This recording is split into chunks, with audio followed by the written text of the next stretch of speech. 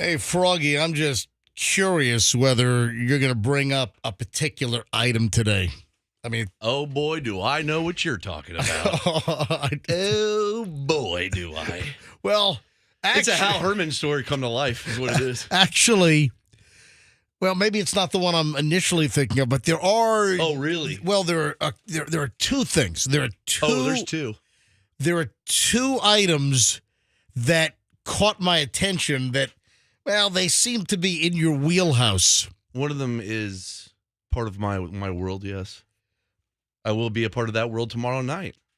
I'm thinking among the two items that I'm pretty sure that you're How is there two? There's only one. Well, yeah, I know about that item. There are two stories that I saw, two stories that I have in my prep pile that I thought that you would be very, very drilled into. Number one, you go ahead and say it. What is it? VM? Yeah, VM. VM. VM? VM number 2. As in Vince McMahon and WWE? That's right. Oh, my God. Did you read the... Oh, I read it. Oh, my God. Oh, boy, I was way into that yesterday, man. Holy crap. Yeah, I read that whole article. Really? Allegedly did number 2 on her head? What the hell? And made her stay like that for hours. Oh, my... What is going on here? What is... It's horrific is what it is. Yeah, there are new, just absolutely horrific allegations that have been made against Vince McMahon. Good thing they got that deal done last week. Holy. And, earlier this week, we talked about the whole Netflix deal with the WWE and Netflix coming to a $5 billion arrangement. And now the story breaks with these terrible, horrific Vince McMahon allegations. Now, he stepped away from WWE. He was in trouble over the last couple of years. He stepped away. There were allegations about sexual harassment and all kinds of crazy stuff. Then they were able to sell to that TKO company that Ari Emanuel runs, and he was able to weasel his way back on the board. Oh, really? Well, yeah, so he's on the board of that right now. I don't know for how much longer. Guess what? Not much longer. I can't imagine he's going to be on the board too much longer. All right, then we'll get into that and some of these Vince McMahon allegations. And we don't do a lot of wrestling on this show. This is not your fake wrestling hub for radio, okay? But I do have all the breaking news on wrestling always. Oh, my God. Just crazy story. And then there's one more, Froggy. You have no idea what it is, do you? I don't know. I was knee deep in that story yesterday. Yeah. No pun intended. She was neck deep, apparently. You're going to leave it on. Oh, my God. This is insane. One more item. Rox, are you aware of? Oh, yeah. Okay, I sent it to you, and I read, just like Froggy, I read every line of that one. What a story. There's one more item, Froggy, and I don't think you know, and you might be missing a step here, pal, because I thought you'd be just straight away all clued in on this one. I don't know. Let me think about it for a second. All right. Folks getting ready for Gasparilla, obviously. Roxanne, do me a favor. Could you take a look and see if you can find the arrest number for last year? I want to say it was pretty low, but, again, a lot of times we'll do the over-under on how many arrests will be made at Gasparilla. Typically, it's drinking arrest or drunk in public, drinking and underage. Underage, acting like a bonehead. But if I'm not mistaken, the 2023 Gasparilla arrests were kind of on the light side. Well, this article I'm looking at, according to Hillsborough County Sheriff's Office, said its deputies arrested one person for disorderly and 2 others for boating under the influence. Yeah, BUI. Seven Only others. 2? Yeah, 7 others were ejected from the festivities. Ejected. I mean, how do you get ejected from it lines like 5.5 miles Yeah. of, how do you eject? So it's not like it's inside You're out of here. an arena, you've been ejected, 86 of them. I don't know how you eject somebody when you got a parade route that just runs along the road for miles and miles and miles. Yeah. Okay, TPD reported 3 arrests or ejections last year, 43 requests for medical attention. Well, You have to look out for that. but are there overlaps between TPD and HCSO? Are any of the same numbers being quoted? Anyway, Gasparilla is tomorrow. I will not be here. I will be on a 16-hour flight to Taiwan. So I'm going to miss. And Gasparilla is a little early this year. It's a little early, and Yeah. it's also going to be warmer than last year. Right. Last year we were in a boat, and I was all bundled up. I wasn't in a boat. You just said last year we were in a boat. I wasn't in a boat. We as in me and my multiple personalities. Like United States of Terror? Yeah. No, me and my family. My family and I were on a boat last year. United States of Roxanne. Uh-huh. Oh, you and the kids. Yeah, I took the kids. I always take the kids to the adult parade. And was Doug one of the ones busted for the boating under the... No, he couldn't drive that boat. Well, wait a minute. It was a big boat. It wasn't like a... Were you on a yacht? Yeah, I think so. I mean, yeah. Well, wait a minute. Yeah. You think so? Yeah, when you say yacht now, my standards are so high because I immediately picture the $500 million Jeff Bezos yacht. I was not on that, but I was on a yacht, yes. Whose yacht were you on? Rented one. I mean, not me, but the business rented It was one. a rental yacht? Yeah. Mm-hmm. Where do you rent a yacht? There's companies that you yeah. can rent boats for the Oh, weekend. no, Yeah. listen, I know that you can rent a boat, but you can rent a big, expensive yacht? Oh, yeah. Just run it aground. Well, Totally. Well, hold on a minute. Do they just allow anyone? I mean, do you have to have a boater's license? No, do you no. have to They have prove, or do they provide the captain for the... Yeah, they provide the captain. They provide the on the boat services. Who paid for this thing? It sounds like a very expensive deal last year. Yeah, it was. Who paid for it? Not me. Who paid Not me for with my it? Beasley salary. Not even sure Gonna about pay that. for the gas. Hey, you sent me a story, Uh-huh. I think Wednesday night, and I did have it in the pile yesterday. And it was about how much money you need to make to be... Happy, Was it happy or financially... satisfied. Yeah, something to that yeah, effect. Comfortable. Maybe I should dig that out because it is in my leftover Yeah. pile from yesterday. I think I will. So how much was this yacht? I have no idea. It was Doug's business partner. I didn't say, "Hey, tell me how much this costs to be on." I mean, no, it's expensive. Did your husband, Big Doug, did his business partner pay for it out of his own pocket, or did it come out of their little joint venture business? I don't ask all those questions. We wrote it off. I think he just did it to be nice. He's really generous and They're fun. gonna be audited and they go to jail. No. They go to federal prison for all kinds of tax shenanigans. He's gonna have a big Gasparilla party this weekend too. Oh, so really? on Bayshore. So that's why I'm not going. And I invited you guys. I talked to your wives and invited your wives, but Yeah. y'all have other plans. Obviously, I even invited Michelle because I know you're going to be gone, but she's looking forward to like reading and Oh, chilling. yeah. She's not doing that. She's Yeah. not getting anywhere near the parade. 6:08 at the MJ Morning Show, just getting rolling. A lot of stuff today. It's going to be a pretty jammed up Friday show as we just get rolling here on Q105. Pat has traffic. Pat was telling me he used to have a rib truck. Did you know that? Seriously, he was in the studio just talking my face off about 30 minutes ago while I'm just setting up the program, and he's like telling me about, hey, I used to have a food truck. I'm like, oh, hang on. Pat's got traffic. Back in a minute.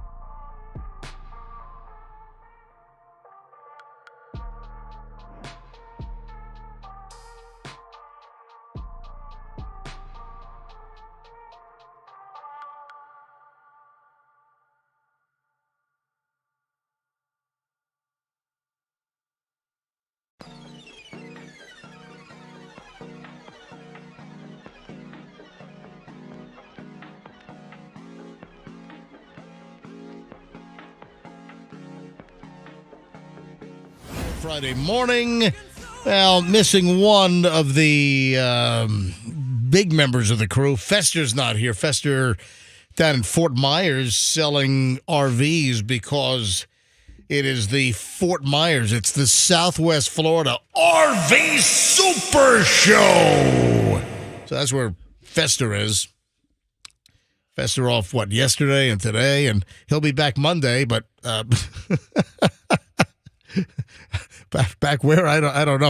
All right, Froggy, I've got a warning for you, which we'll get to. I don't know if it'll be this segment. I got morons in the news in the next segment, but seriously, I've got a warning. The warning continues in this particular area, and this directly affects you. Great. Oh, you think it's going to be a marijuana story, don't I'm sure you? it's that or energy drink. No, it's not. Dude, wrong. Same old. Wrong. Not a marijuana story. What else could it be? Not an energy drink story. Of Fishing? course, two things you were addicted to. No, not really. YouTube channels. Take it back. YouTube channels. I'm sorry. Not YouTube channels. Not fishing. No. Horrific videos. No. Not Aliens. Not aliens. I don't like anything else. However, no. Saved by the Bell. Oh, no, it's not Saved by the Bell. Oh, I think that you're going to be very, very surprised that you didn't blurt this out. Something very near and dear to your heart. Hang on, we'll get to that coming up in just a bit. Roxanne, little psychological query, and you prompted this, so it's not like I'm just, coming out of nowhere with like an ambush or something. You sent me the story on FF. Do you know what FF means? F around and find out. Whoa. No. That's all. That's FFO. Hold on, where's that from? Everywhere. No. That's what everybody says. Wait a second. Why did we talk about that recently, though? I don't know. In the last couple of months, was there some kind of story where the person made a threat and it was like, why don't you F around and find out? That sticks in my head for something. And now everybody says it all the time. Yeah, now that we had something interesting recently on that whole. Nope, it's not F around and find out. FF. You sent it to me. Full foon. I sent you a full moon story yesterday. Full foon? Like FF. Full frontal? And Full no, moon. not Yeah, okay, there we go. Not full frontal. However, we will get into the old Taylor Swift deep fake porno stuff this morning. That's awful.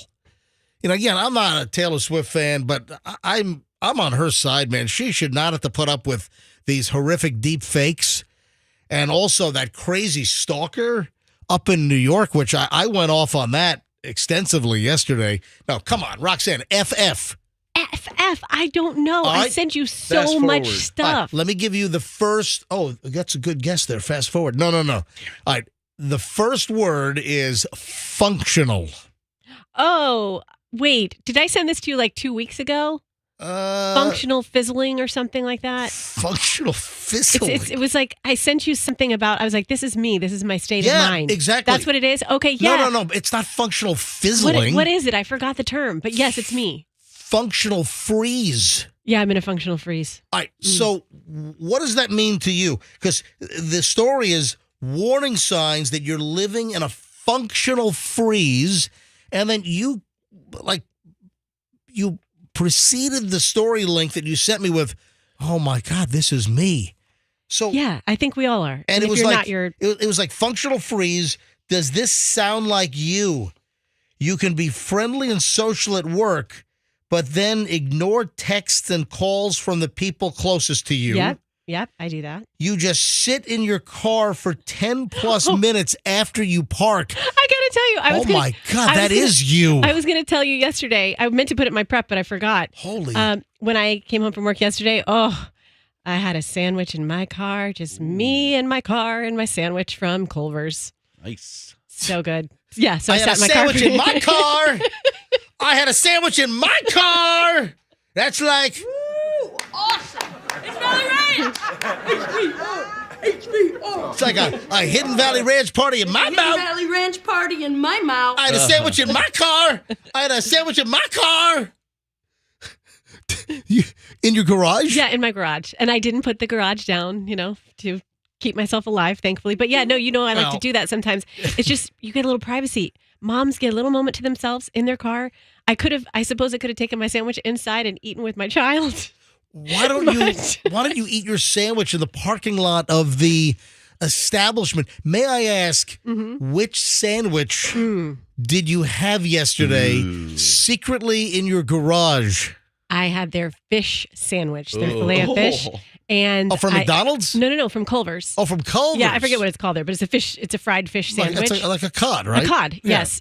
And it's just like really flaky and delicious. And I asked for double cheese because one time I got it and it was a little bit skimpy on the cheese. And I said, double cheese, please. Cheese and mayonnaise. I subscribe to the chef axiom. Yeah, I know. I've heard this. What am I about to say? No cheese on fish. Yeah, you don't mix like dairy with fish. And cheese, but overall, cheese on fish is typically a culinary no-no, and I believe in that. I don't subscribe to if I have a filet of fish sandwich. You say no cheese? Yeah, no cheese. What? Yeah, no, cheese does not belong on fish.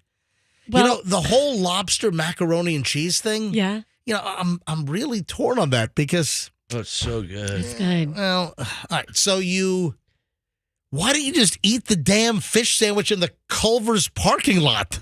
Well, I could have, but I wanted to get closer to home. I wanted to eat it and then go inside. Yeah, you got to be careful that you don't like Lincoln Lawyer yourself or something. All right. I know. And you can pull in your garage, but you got to make sure that you turn the car off. Yes. Leave the garage door, turn the car off. But there's no reason that you should ever pull in your garage and keep the car running. And of course, no reason for that.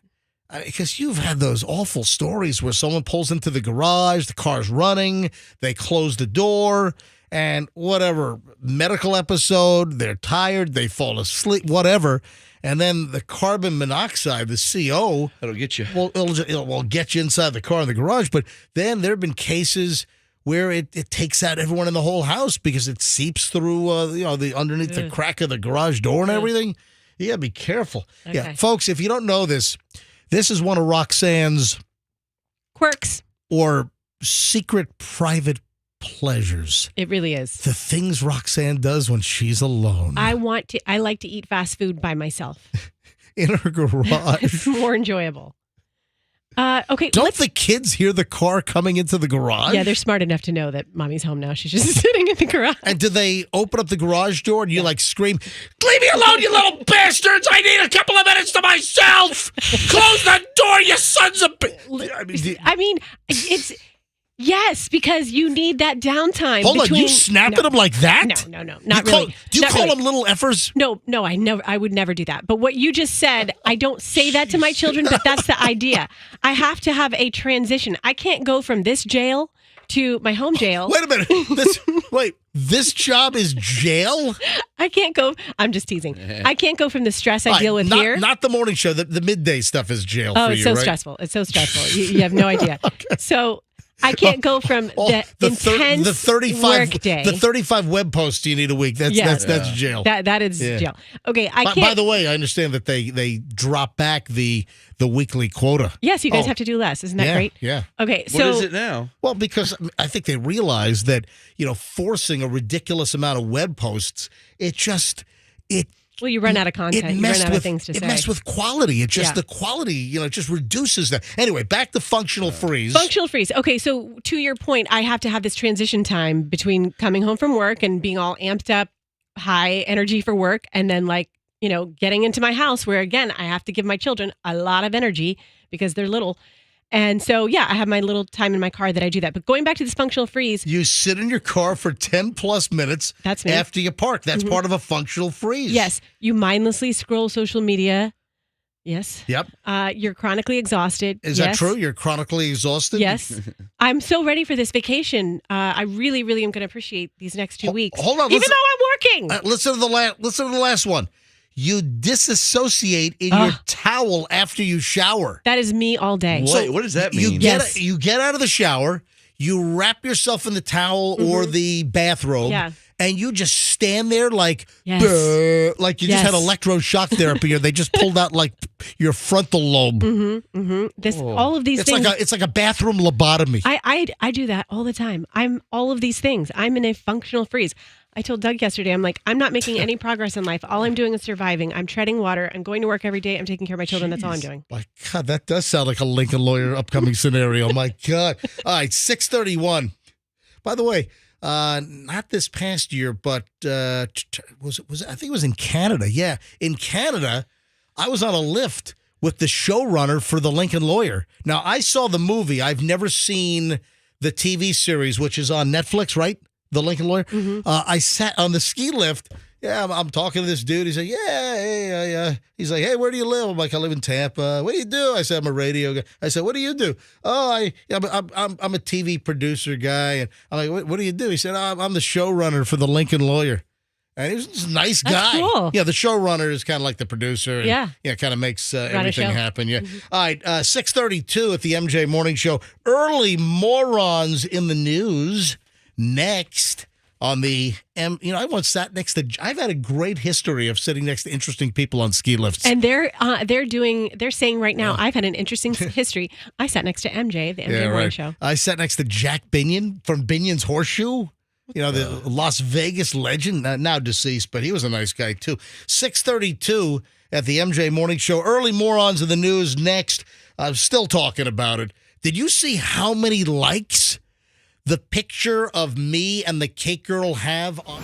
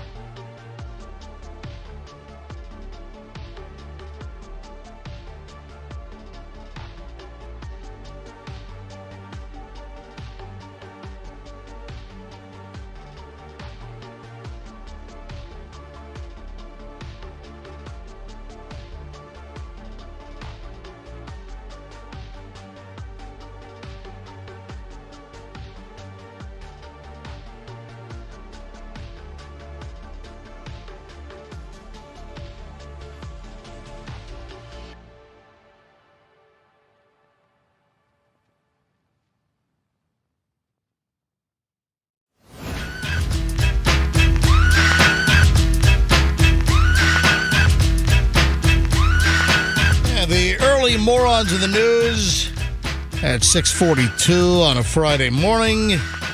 Some crazy crap, and of course, Florida is the epicenter of crazy crap.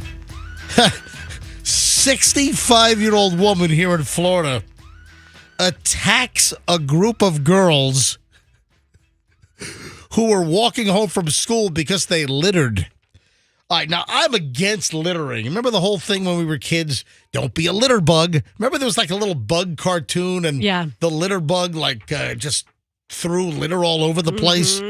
Or the old, the old pitch-in trash cans. Remember that pitch-in? Yeah, throw your trash away, pitch-in. Pitch-in. Exactly. Oh, the memories of my childhood. Like the commercial with the Indian dude standing on the side of the road, and he's all pissed off at litterers, and it just upsets him. And while he's standing on the side of the road, a car goes by, and then throws a bag of trash at his feet, and then he starts crying. There's a little tear going down. And that dude, by the way, we brought this up recently. That dude in that old Indian litter commercial. Yeah. Not even an Indian. The guy's Italian. Well, that's not fair. Yeah. The guy was an Italian dude. It was like Al DeLuca or something. He took what should have been an Indian's job. Yeah. Exactly. Now, this is as Florida as it gets. 65-year-old woman attacks these girls. 65-year-old Bellevue, Florida resident confronted and pushed 3 kids that were walking home from school. This is up in Marion County. You know where Bellevue is? Bellevue is like it's like a Villages area, right? Yeah. So Bellevue, if I'm not mistaken.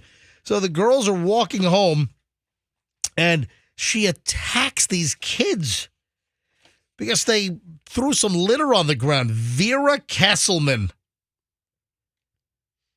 I don't know any Veras. I've heard of Vera Wang. That's the only Vera I've ever heard of. Yeah, Vera Castleman. Oh, that's right. There was a Vera on that old TV show Alice when I was a kid. Vera? Yeah, remember? She the one. She was the dumb one. She was the ditzy one. Flo was the one that said, "Kiss my grits," right? Mel would take her in the back and give her the Vince McMahon treatment. Will you stop that? Just kidding. The Vince McMahon story is terrible. And we got to get into that coming up a little later on. Now, this Vera Castleman was charged with 3 counts of misdemeanor battery, unfolded near blah, blah, blah, and blah, blah, blah earlier this week, 3:45 p.m. A woman contacted deputies after her daughter and niece, both middle school students, and also they were with a high school student, were battered by Castleman on their way home. The woman showed deputies 3 videos from victims and witnesses that show Castleman walking toward the group of girls saying that the girl in the pink shirt littered. Castleman allegedly walked between the two and bumped into them intentionally. Castleman refused to back up when she was asked to, approached one girl within inches of her face. Not cool. Then bumped into one of the girl's arms and chest bumped her, blocked another one's path, pushed her forearm into her chest, all because the girls apparently littered. Anyway, the cops tracked this wacko down at her home, and she was arrested and transported to the Marion County Jail. I'm looking at her mugshot right now. Yeah, here she is. Yes, I'm holding it up. Boy. Yeah, I'm holding it up to MJTV. It's another wacko Florida story. No shortage of these. Hey, I don't know what it is with the villages this week. You know, we go hot and cold. Sometimes we have no villages stories, and then like this week, I think we've had like 3 or 4 villages stories. Well, maybe is it a snowbird thing? Do more of them come down, or are they pretty much planted there year round? I think a lot of them live there year round in the villages. Unless they're Airbnb. Yeah, but the snowbird season typically begins in October and ends, they typically head out, April, May, if they want to head back up, because, avoid the hot weather. But this is another crazy story. Villages News. This dude, Steven Serwo, picked a fight with a restaurant. This dude is 73 years old, and he thought that the restaurant waiters and kitchen staff were conspiring to steal his golf cart. So it's a very, very villages story. Yeah, it is. So listen to this. This is nuts. This guy, Stephen Edward Serwo, he goes into the kitchen at Cody's Original Roadhouse. Yum. Right? Is that the place where you put the peanuts on the floor? That's Texas Roadhouse. Okay. Yeah, but I think Cody's, I don't know if I've ever been to a Cody's. I'm aware of Cody's. I don't know. think you can throw peanut shells on the floor Maybe they do the whole peanut thing. So this dude goes to the Cody's Original Roadhouse. He was stopped by a female employee who explained that customers are not allowed in the food preparation area or the kitchen. The guy storms in and just starts to walk into the kitchen because he thinks He believes that the workers at Cody's Roadhouse Grill have stolen his golf cart, that there was a big giant conspiracy. This dude, listen to this, takes his hand and jams his palm right into the nose of the server that tries to stop him from walking into the kitchen. You could kill somebody with that Dude, move. well, that maneuver, I've always heard that. I don't know if that's true, but you if could you shove the nose bone in their brain. yeah, if you take your palm and you jam up on somebody's nose, that I've always heard that you can jam their nose into their brain and like kill them. I Is don't that even talk true? about that. I don't know. That's probably some like urban Yeah. legend that we learned when we were in 5th grade, you know? I can't imagine Yeah, that's I real. don't know if that's true. But this dude then strikes the woman in the nose with an open palm, and then he begins to scream. He begins to scream at the restaurant staffers, and he said, "I'm going to fight all of you." Jeez. Then he flees the restaurant. Cops catch up with him, and he admitted to having several alcoholic beverages before leaving his home, but he denied hitting anybody. The lady was just face planted with this guy's palm. Damn. And the deal is, what set the whole thing off, this guy thought that the business at Lake Sumter Landing, Cody's Roadhouse Grill, he thought that the employees were in on a scheme and they took his golf cart. What gets you to believe that the kitchen staff and the wait staff at Cody's stole your gun? They're in the kitchen making chicken fingers or burgers or whatever riblets or whatever they're doing over there. Is that not nuts? Crazy. The hell's going on? This world is out of control. And like I said, Florida is the absolute epicenter of Always. the definition of out of freaking control. All right, 7 o'clock hour is going to start in minutes. And man, we got to get into this whole Vince McMahon deal. Do we have to get in that deep? Oh, we're getting into it. Well, listen, We're stepping in it. hey, I don't know how you avoid some of the details, but if you're not aware of this story, it is absolutely crazy. It's heinous. Yeah, and it's on the way. Hey, one of our newish sponsors here on the show is Veterans Ford, and I know for a fact, trust me.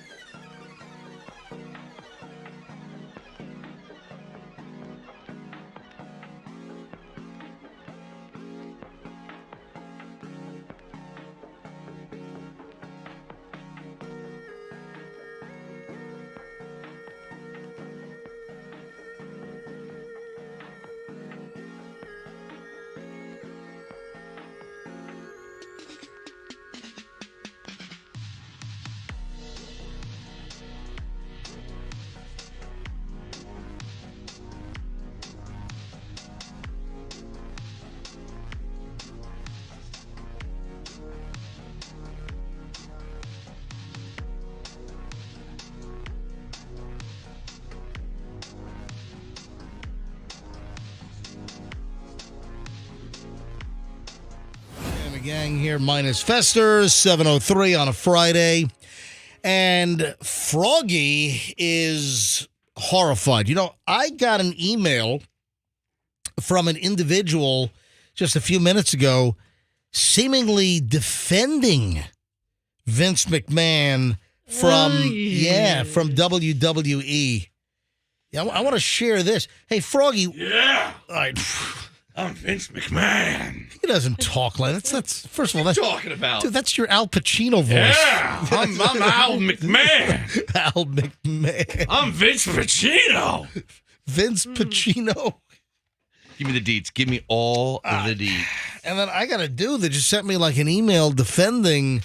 Yeah, I wouldn't jump to his defense. All right, so the news came out yesterday. I mean, I'll tell you what. Netflix, with the big news this week that Netflix is hooking up with WWE, and it's like a $5 billion deal that all of the WWE events, which I got to be honest, I don't give a flying crap about any of that stuff. What? Tomorrow night's going to be the greatest Royal Rumble of all time. And And I'll be there. where is it? Tropicana Field. Tropicana Field. So you're going to this thing? Oh, believe me. Anyway. Dude, it's going to be awesome.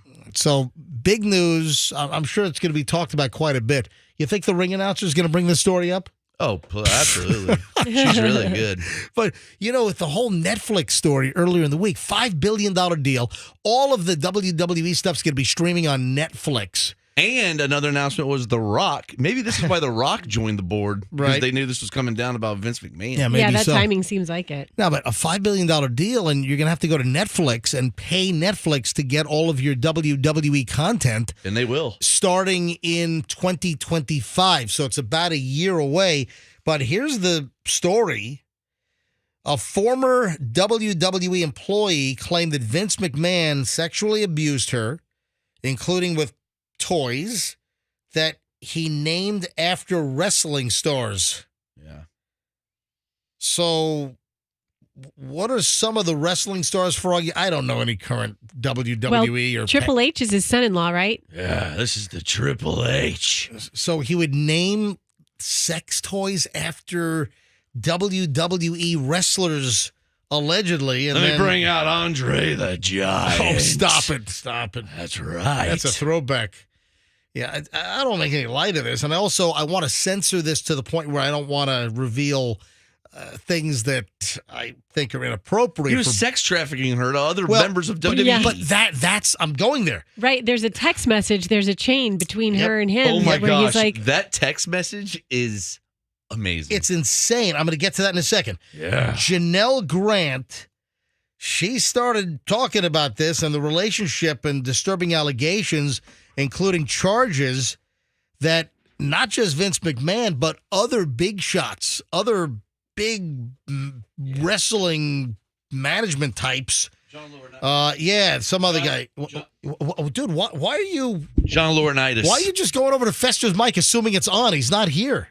I'm bringing up some stuff. All right. Just tell me to turn Fester's mic on then. So this is crazy. And she's also claiming that she was sex trafficked, as you were saying, to other executives at WWE. Now, I'm looking at a picture of her. She's very attractive. very young. in Young, the pictures. attractive, but in no way, if her allegations are true, is this even remotely acceptable. How about when? Did you read her backstory? How it all came to be? Yeah, hang on. Okay. I'm going to get to a bunch of this. So this woman alleges in the complaint that Vince McMahon sent her a text message in May of 2020, which read, quote, "I'm the only one who owns you and controls you, who I want to bleep you." He's a wordsmith. Yeah, the Wall Street Journal reported last year that the WWE was investigating an alleged $3 million payout from McMahon to a employee, a female who was leaving. So apparently it was her. The claim then was it was a consensual affair. But here's a little twist. It was supposed to be a $3 million payout to her, a little, a parting package for obviously keeping her quiet. But she claims that she got an initial payment of $1 million, but didn't get anything else. I'm cutting her off. So only got a third of the $3 million, only got $1 million is what she's claiming. But then there was another investigation, and that showed, listen to this, that Vince McMahon allegedly paid, well, I guess it's not alleged because this was an internal investigation, but Vince McMahon apparently paid $14.6 million to several women who accused him of sexual misconduct over the years. $14.6 million had already been paid out. Can you bring up the audio here, please? I have a little Vince McMahon audio. Yeah, go ahead. Play. He's gonna puke! He's gonna puke! He's gonna puke! He's gonna puke! He's gonna puke! Hold on, wait a minute. Wait a sec. He's got a wrestler in his office in Stamford, Connecticut, and he's in a suit by his desk, and there's a wrestler with a trash can on. Yeah, this guy came in and he was pitching himself as a wrestler, and he said, "I could puke on demand." And Vince McMahon goes, What? You're gonna puke right now. What? Oh. What is going on here? This He's gonna puke! He's gonna puke! He's gonna puke! Oh. what is this? it's from a documentary called My- Beyond the Mat. My God. Ew. He's gonna puke. All right, now Sounds like that might have been going on that night. this woman is claiming the use of these toys. Well, I really think it's important. I want to go back a And little by the bit. way, can I point out these toys are not from Mattel No. or Hasbro? No, these aren't like the figurines you get of the WWE characters. No. Bring out the razor, Ramon. And then one of the worst parts is she claims that Vince McMahon pooped on her head. Listen, Yeah. I'm sorry I had to say that. I mean, but listen, it with- happened. yeah. While he was having a threesome with her and another dude, Oh, jeez. and continued to do that threesome, and made her stay like that. Yeah, that was John Laurinaitis. Yeah. Oh, my. Allegedly. Allegedly. Another The Nikki executive, Bellas, right? The Nikki Bellas, or the Bella twins, you remember them? Uh-huh. That's their stepdad. But the John, Whoa. what's the guy's name? John Laurinaitis. Laurinaitis. So he was the former head of talent relations, and he's a defendant in the lawsuit also, which was filed this week in Connecticut. He's apparently accused of helping to traffic, that he was recruited by Yeah. McMahon to have sex with Grant. I mean, this is just a crazy story. Yes. Yeah, there's the text message between Vince and this woman where he's like, John gets you on Tuesdays. Yeah. He wants to bleep you on Tuesdays. Oh, geez, with his- Roxanne. well, I mean, Yeah. that's what it said. Bring out my Doink the Clown dildo now. Dude, I just dumped that. That was great. You can't say that. It's a Dude, you know what? The instances of me having to dump you No. are increasing. A Doink the Clown? Well, it's the other part you said. Oh, I thought you were Stop. mad about the Doink. No. Listen, just calm yourself. Sorry. It's a horrific story. You're very restless these days. It's about wrestling. But just awful that they took turns and hey, can that- he do jail time for this? Yeah. Well, this is a is civil bad. this is a civil lawsuit. But I mean, So- Yeah, but sex trafficking? yeah, sex trafficking is a. And is also a- Brock Lesnar's involved, the wrestler. yeah, I saw that. This is nuts. Okay, I want to bring up too just how he took advantage of this woman. According to her story, she had, I believe, she was caring for sick parents for a very long time and lost her home, Yeah. lost her parents' home, and then, you know, he came out like a savior, able to offer her money and a job. But with that job and with the money came all of this. Yeah, I that's have the most powerful lawyers in the world on speed dial. not worth it. So a dude, what's this guy's name? Guy named Robert sent me an email a little while ago. See, How can he defend him? What? well, listen. What does he say? He's probably saying innocent until proven guilty. Which, Well, Robert says, MJ, I do hope you provide Vince's side, as this is old news. Based on your earlier comments, it's clear that you only plan to read her suit allegations. Months ago, this plaintiff violated the hush agreement and settlement. Now she decides to sue and look for another payday. Vince McMahon will vigorously defend himself. Well, She was sexually abused. yeah, that's you the claim, idiot. and completely unacceptable. So, Unbelievable. I mean, this is huge news everywhere. Had a way to destroy your legacy at the end of your life. Yeah. Well, he kind of already did that, quite a while ago. With a lot of these allegations. And apparently he was like just some kind of maniac running the place. Imagine being his daughter, Stephanie McMahon, at breakfast table. That's what this morning. said. That's what I said to MJ during a break. I was like, I just picture like Stephanie. Stephanie's got kids. Imagine if this came out about your dad, MJ. Yeah, Your What dad. were you exactly. saying about the nanny or something? No, I just know somebody who nannied for them. So you know someone that For the- nannied for Vince McMahon's daughter, Stephanie? Yes. I heard she's class person. Who was it? A nanny. Did Vince McMahon ever hit on the nanny? No, nothing. No, I never heard anything like that. I just know that she All was. right. And So she was Triple H's nanny? That's awesome. I'm starstruck. Really? Who's this? How do you know the nanny? a random friend who I met a couple of years ago had just had a baby, and that was her nanny. Stephanie, hook me Hold on. up. So I had with a- your nanny. yeah. You met some rando Mm-hmm. and you became friends, and then suddenly, oh, my nanny Yes. is the former nanny for Vince McMahon's daughter. Exactly. That just volunteered that information.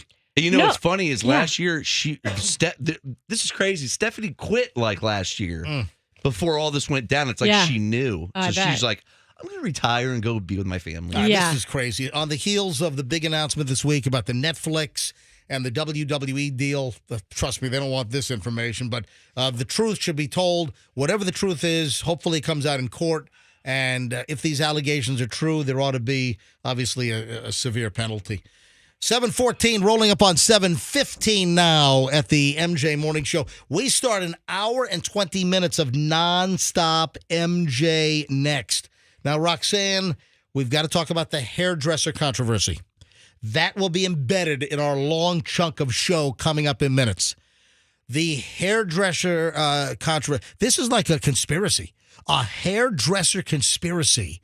Is this true? Is this false? Froggy, I've got a giant warning for you right off the bat. The Taylor Swift deep fake stuff is intolerable. And have you noticed I'm coming to Taylor Swift's defense lately? Yeah. I'm not a fan, and I find her to be very contrived, but she doesn't deserve to be stalked by that wacko who was cut loose again. She doesn't deserve to have deep fake pornos made. Hang on. Loaded long chunk of the MJ Morning Show, an hour and 20 minutes. We launch it next here on Q105. Stand by.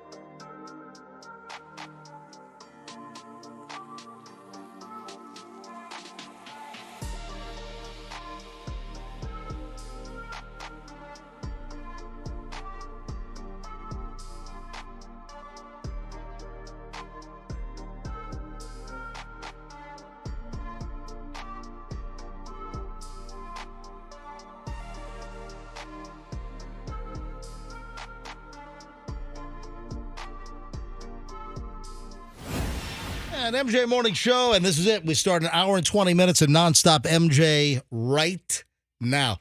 And I'm going to tell you right now, if you run a stopwatch, it's always more than an hour and 20 minutes.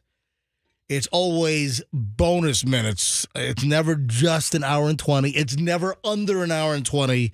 It is over an hour and 20 every single time here on the MJ Morning Show. All right, a lot of things to deal with. First of all, a warning regarding Gasparilla. They are going to, again, crack down on drunk boaters. Folks, BUI, boating under the influence, just as severe a penalty as DUI, driving under the influence.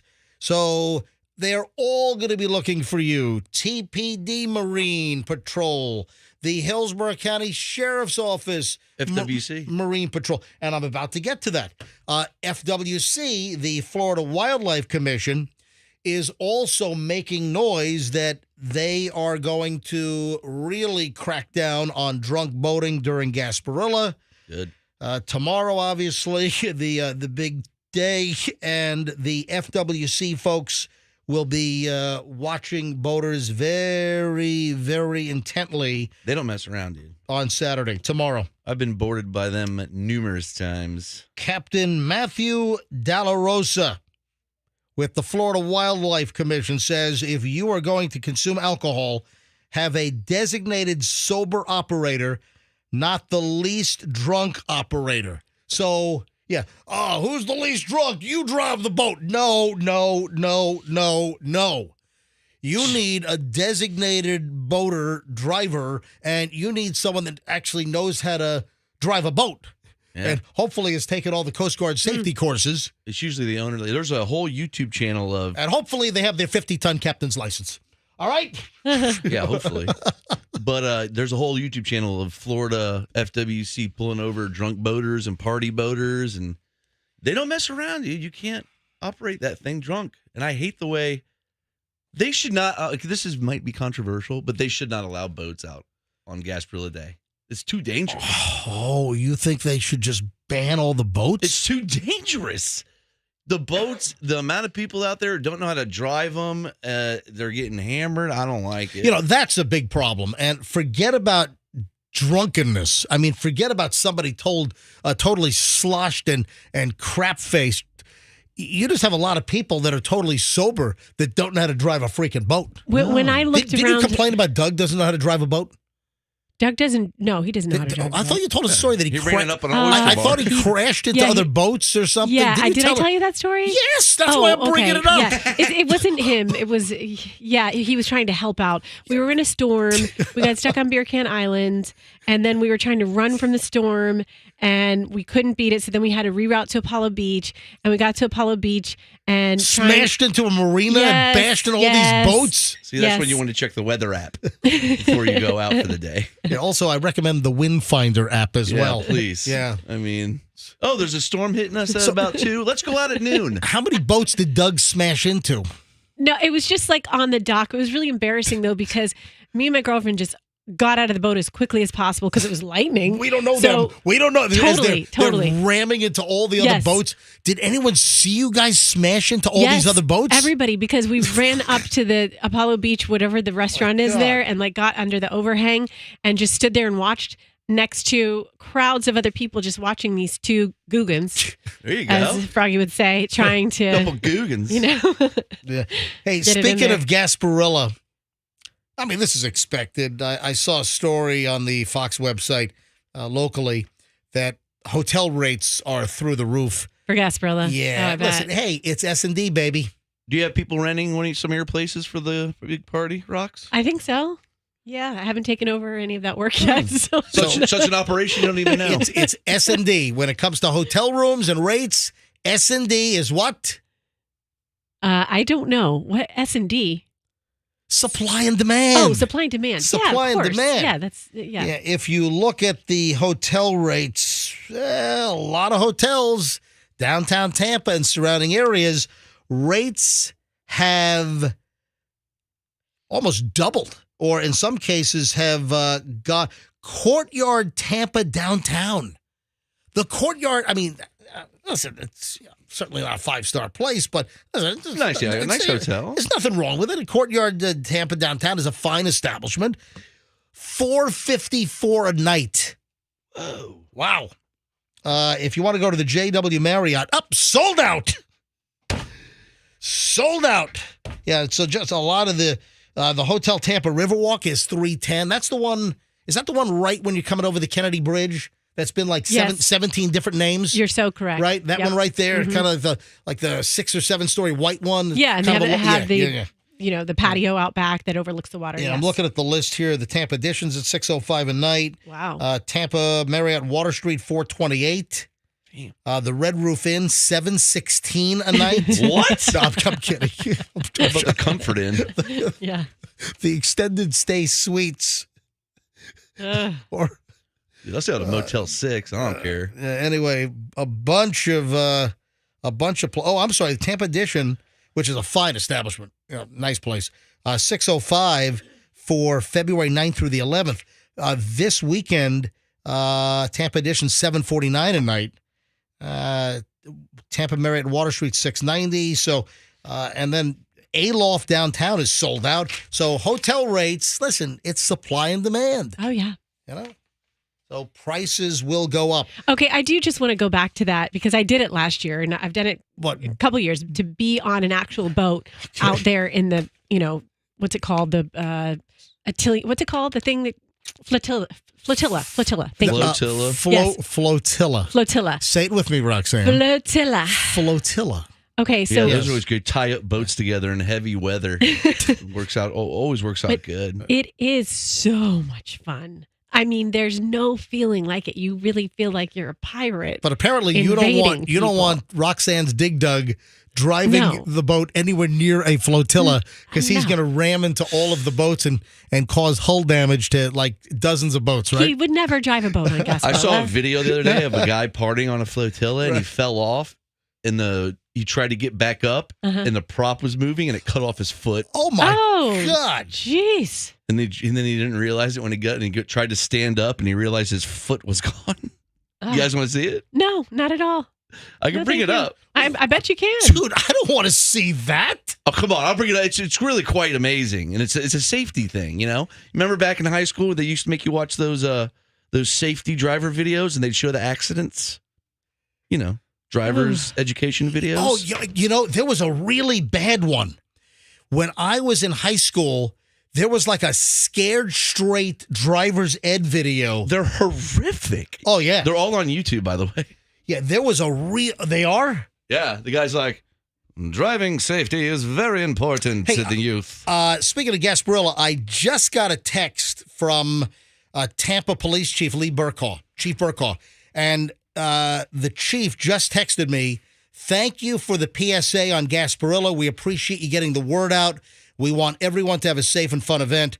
Just texting him back, can I call you live? He said, sure. Hang on, let me call up the chief. Hopefully he'll recognize that I'm calling from, I think our phone when I dial out, it ends in 1047, right? All right, 813. All right, calling up Chief Lee Burkaw, TPD Chief of Police. Appreciate him texting me. Hey, MJ. Hey, Chief Burkaw, TPD. Welcome to the MJ Morning Show. Thanks for the text, by the way.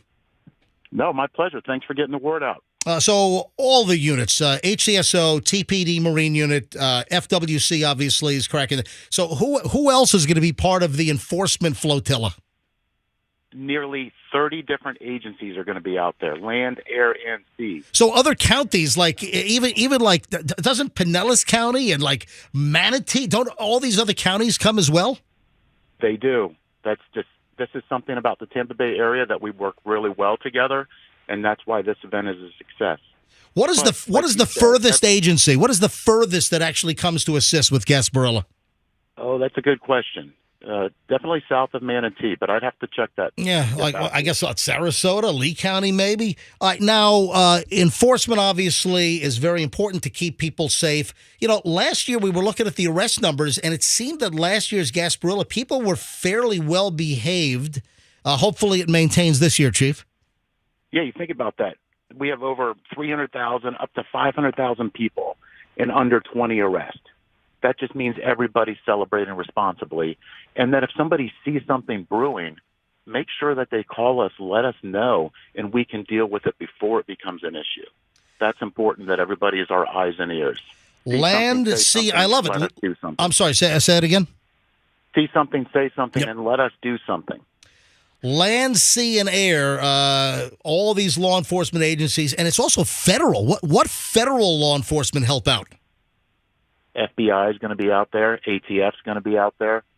Every partnership that we have here in Tampa is all supporting to make this a success. All right, and the weather's going to be nice. It's not going to be too cold. It's going to be a nice Gasparilla this year. It's going to be great. It's going to be a fun event. The Children's Parade is one of the biggest I've seen in a long time, so we're ready for everybody to come out and have a great time. Just celebrate responsibly. I just got a text that I think Sheriff Cronnister is going to come on this morning as well. So I'm just... He's my partner. We do this together. Yep. And we have a great time doing this, and I couldn't do it without him. Sounds good. All right, I just texted them back, so we'll have Sheriff Cronnister on as well. Chief Lee Burkhaw, the TPD police chief, thanks for listening. Thanks for texting me a few minutes ago, and we'll see you soon. All right, take care. Thank you. You bet. Thanks, Chief. Yep. Look at us doing good. Listen, we're a public service announcement machine here at the MJ Morning Show. MJ, which one of these videos was the one you saw? The responsible driver from the 70s? No, I'm not playing these awful Not driver's ed videos. They're great. I just remember driver's ed was part of PE. We had health and PE and driver's ed when I was in high school.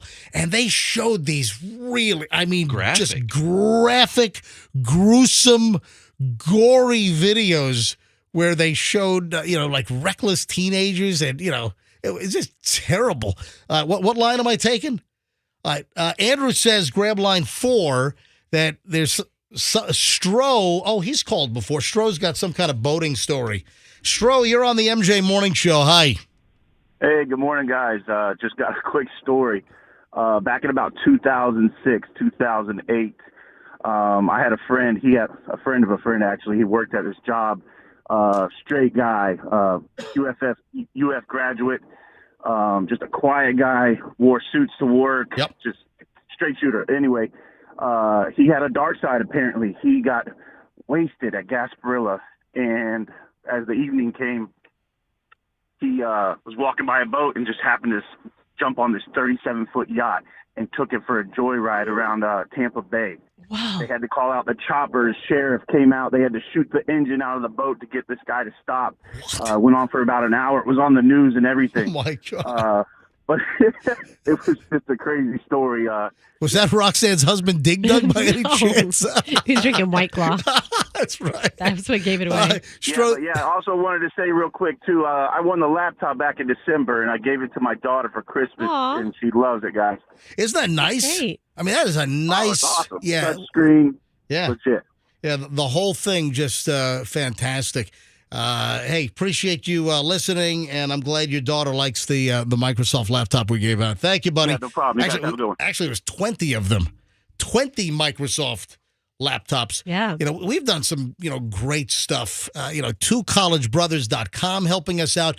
Don, the IT guy, Team Logic IT. He's the one that we're procuring all of this Microsoft merchandise through. We've given away over, how many tablets? 60 tablets. We've given away 60 Microsoft Surface tablets. And then we gave away 20 Microsoft Surface laptops, which totally awesome. We got to get into Roxanne's hairdresser conspiracy story. That's right. If you're a woman, if you visit a hairdresser, you've got to hear this. Agree or disagree with the hairdresser conspiracy story. We'll get to that coming up in just a bit. Man, I think we ought to test this out. I saw, this is on like a Reddit thread or Daily, some source last night. A lady used a sofa for 2 years that she bought at Costco. Yeah. Puts it in the back of the truck. 2 years later, brings the sofa back after using it for 2 years and says, I just don't like it. And Costco gives her a full refund. Well, maybe it was one of those couches that you put in a fancy room that you don't sit on.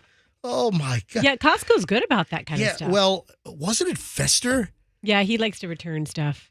Fester put some 65-inch, 70-inch TV up on the wall and whole bracket and everything. And then Allison, his wife, comes home and is like, I don't like that. Get that off the wall. And then Fester had already thrown the box away. I think she was away on a trip.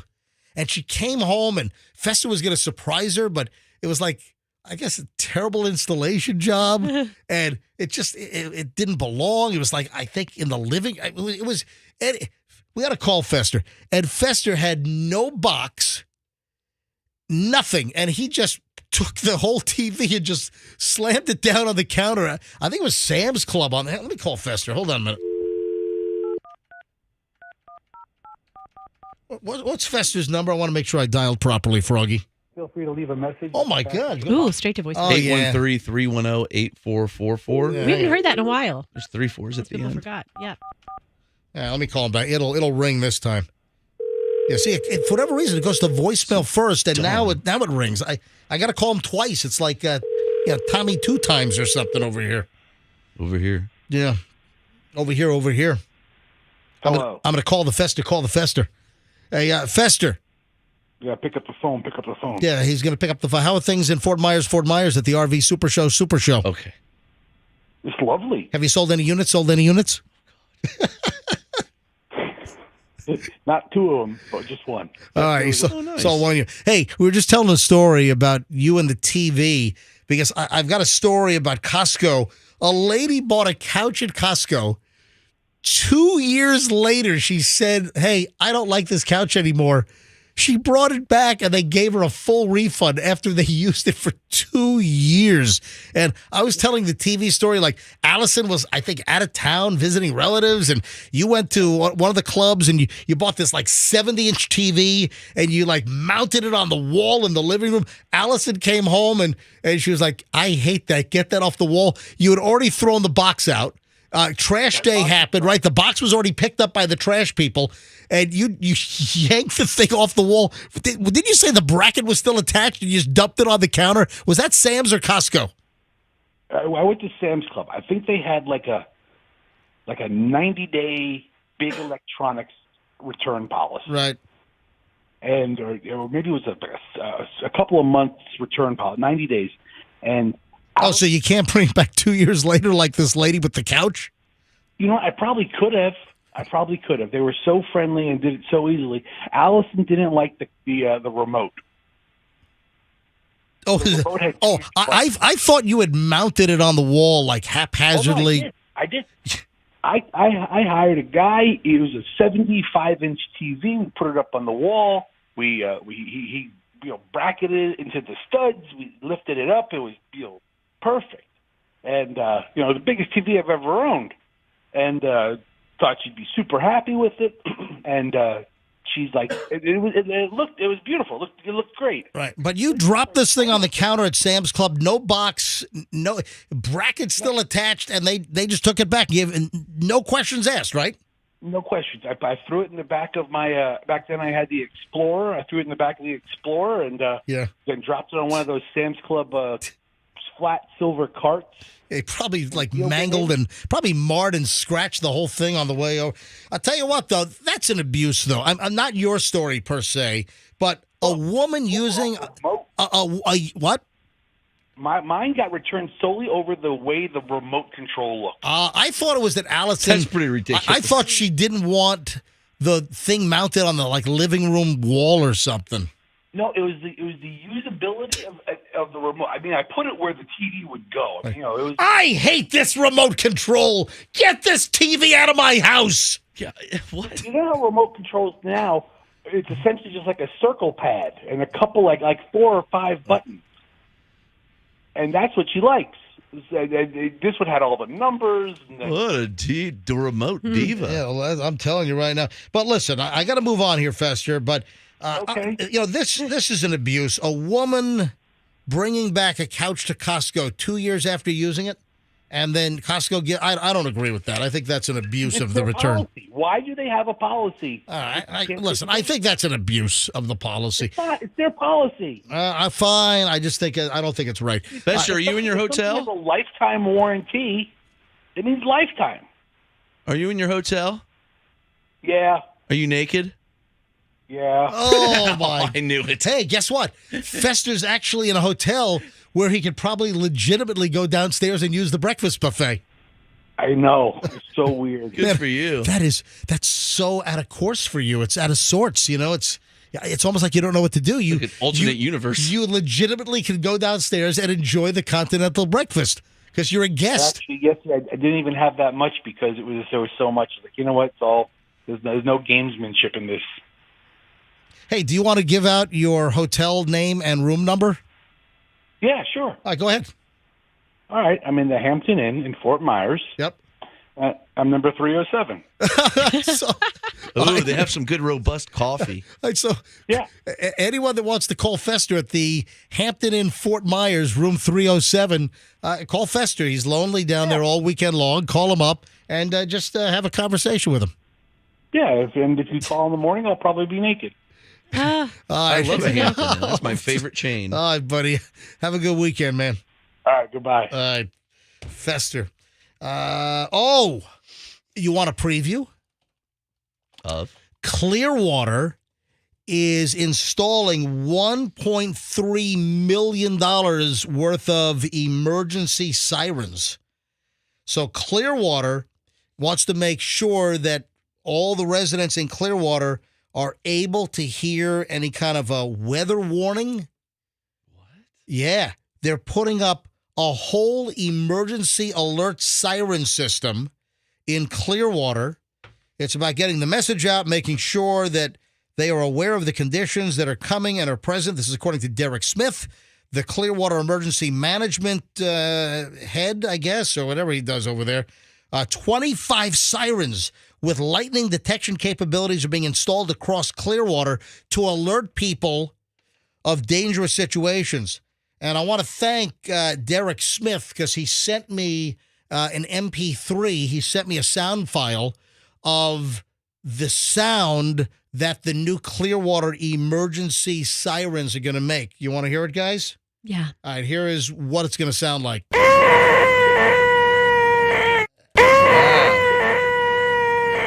Everybody run. Yeah.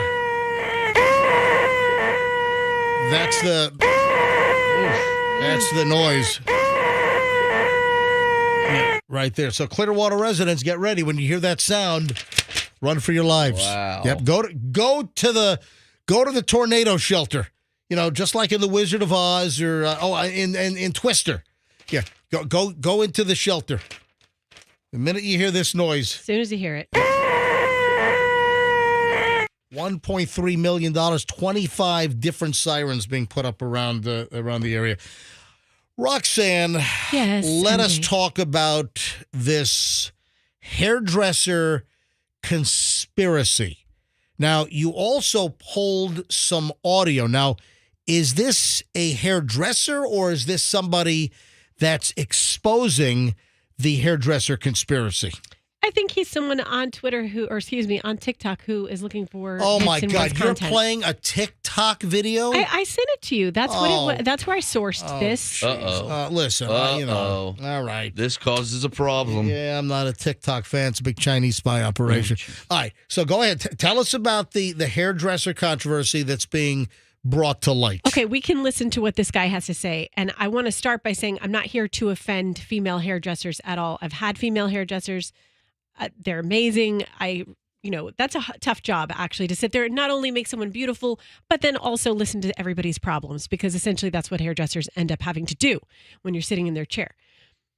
So this guy claims that there's a study, an informal study, that says that when a female hairdresser is providing a service for another female who she deems to be more attractive than her. All right, hold on.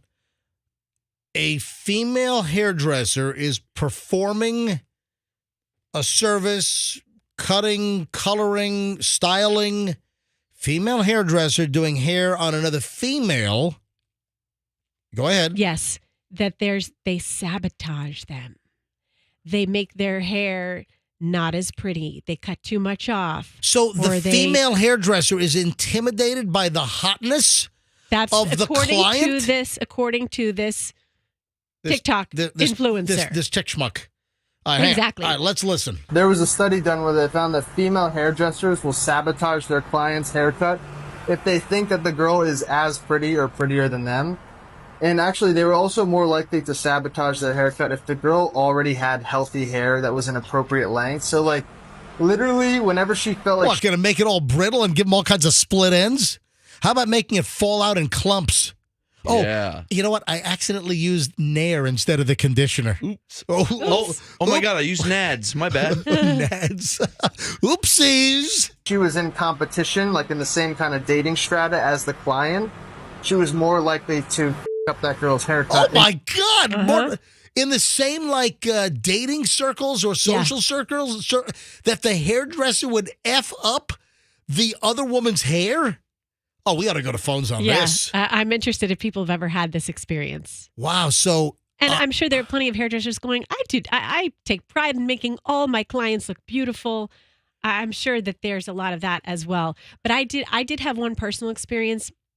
One of my hairdressers is one of my best friends. She's moved away, but so one of your best friends sabotaged you? No. One of my best friends was my hairdresser. Okay, but another time that I had a hairdresser years ago when I was like in my late teens, early 20s. And my other friend said to me, your hairdresser is trying to ruin your hair. She's trying to ruin your hair. Another friend said to you, your hairdresser is trying to... What did this friend observe? You know what? Let me give out the phone number here. And then I want to hear this story. 800-990-1047. 800-990-1047. If you are a hairdresser, maybe you want to remain anonymous. Do you agree? Have you ever known a hairdresser? Maybe it's you. Have you ever heard of this? A hairdresser is intimidated by the client and screws up their hair. Is intimidated that they're so good looking that there's like a contest. There's like a competition going on. So here are the different calls I'm looking for. I'm looking for clients. Are you a client where you think that a hairdresser thought you were too good looking and tried to screw around with your hair? Are you a hairdresser that you've done this? You've known someone that done this, who has done this, or you're a hairdresser that would say, absolutely not. This is a violation of the hairdresser's ethics code. Any aspect of this, 800-990-1047. 800-990-1047. Phones are loaded. We'll go to phones in a second. All right, back to your story. So my friend, she really kept it real. And she's like, Roxanne, your hairdresser is ruining your hair. Right. Because it was getting blonder and blonder and damaged. And she's like, she just keeps bleaching it. Every time you go in, she just puts more bleach in. She's going to ruin your hair. And I was like, well, that's weird. Why would she do that? And she's like, because she hates you. And I was like, that she's always nice to Roxanne me. is just too good looking. No, she didn't say it like that. She just kept it real. She was like, she doesn't like you. I'm not saying you're saying it. I'm saying that. Okay. Oh man, that Roxanne, she's just she attracts all the guys. All the guys are falling over her. All the guys fantasize about Roxanne. Yeah. You know what? She is just too hot. She's an 11 on the 10 scale. I'm going to F up her hair. Screw her. Yes. I'm going to save what you just said, MJ, so that I can send it to, who were those emailers the other day that said, I like to hit on you on the show? Yeah. I'm going to send them that clip. Yeah. You're hitting on me. Shonda and Laney. Yeah.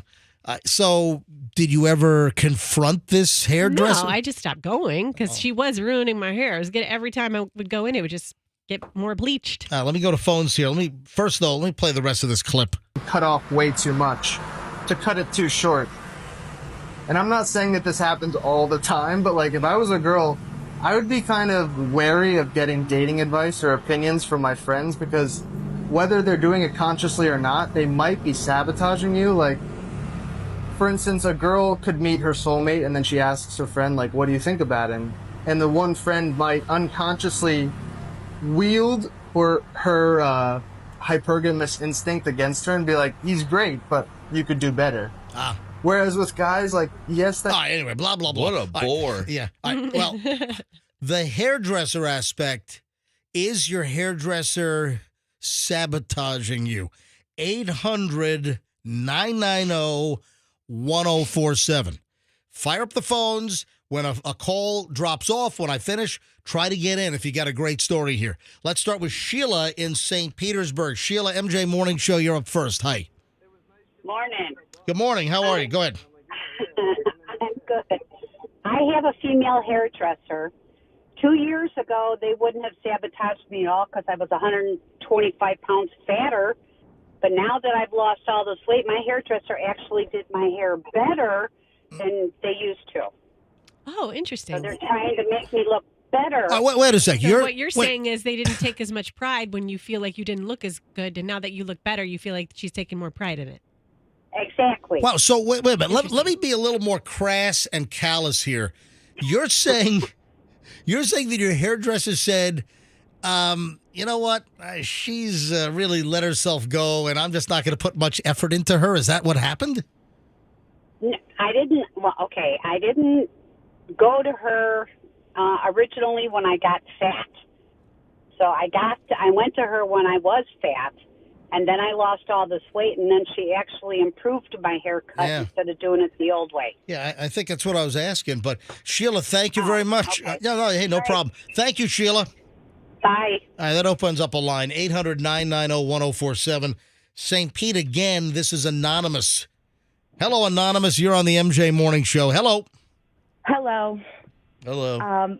Good morning. Morning. So I have this close friend. I've known her for a long time, and she does hair. I even went to, like, her school and did, like, her model. Like, I was her hair model in her school.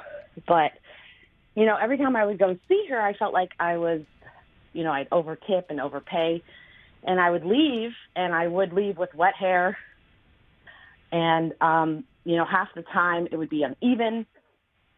And so I just bought the thinning shears, and I've been cutting my own hair now for like 2 years. Because I swear, like, one time she cut my bangs so short, I had to, like, fly away for weeks. So, you know, I just felt like, yeah, maybe a little bit. We were in the same circle. Dating. We've dated the same person before. So in competition for the same pool of guys, and so you think that she was sabotaging you? Maybe just a little bit. I think there might be a little bit of a... Yep. When Roxanne said that, I was like, oh, my God, that's me. Wow. You experienced it. And listen, Anonymous, let's be honest. Are you much hotter than this other woman?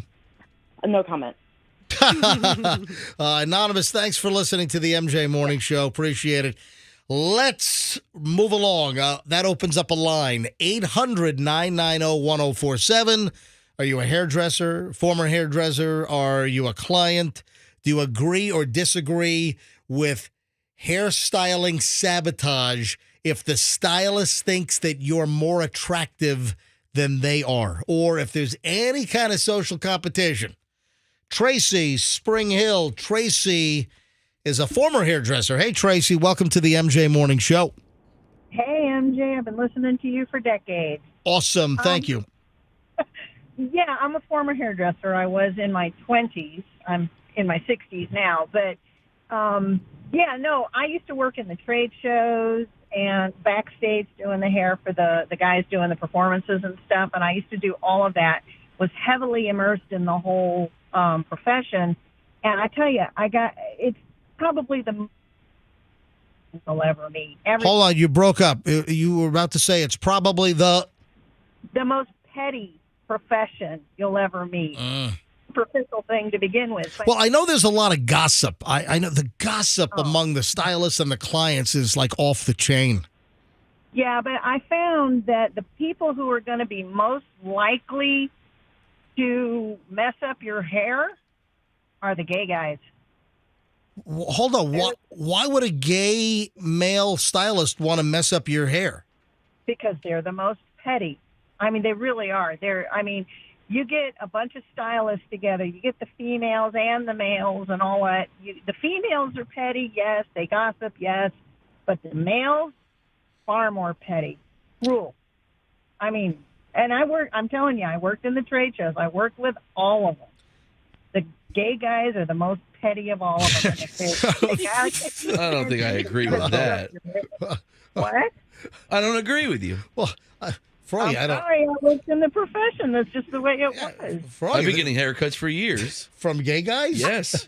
Brucey. I didn't say they're all like that. I mean, because like when I had a beautiful woman in my chair, I had more to work with, so I was happier making her look beautiful. Not that I would not do it for an ugly woman, but it just depends on the person, of course. I'm saying in general, that's what my experience was. Tracy, thanks for the call. Thanks for listening. Appreciate it.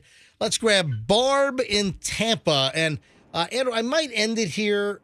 So I got too much stuff today, so I got to move on. But Barb's in Tampa. Barb, where are you on this whole hairstylist sabotage controversy?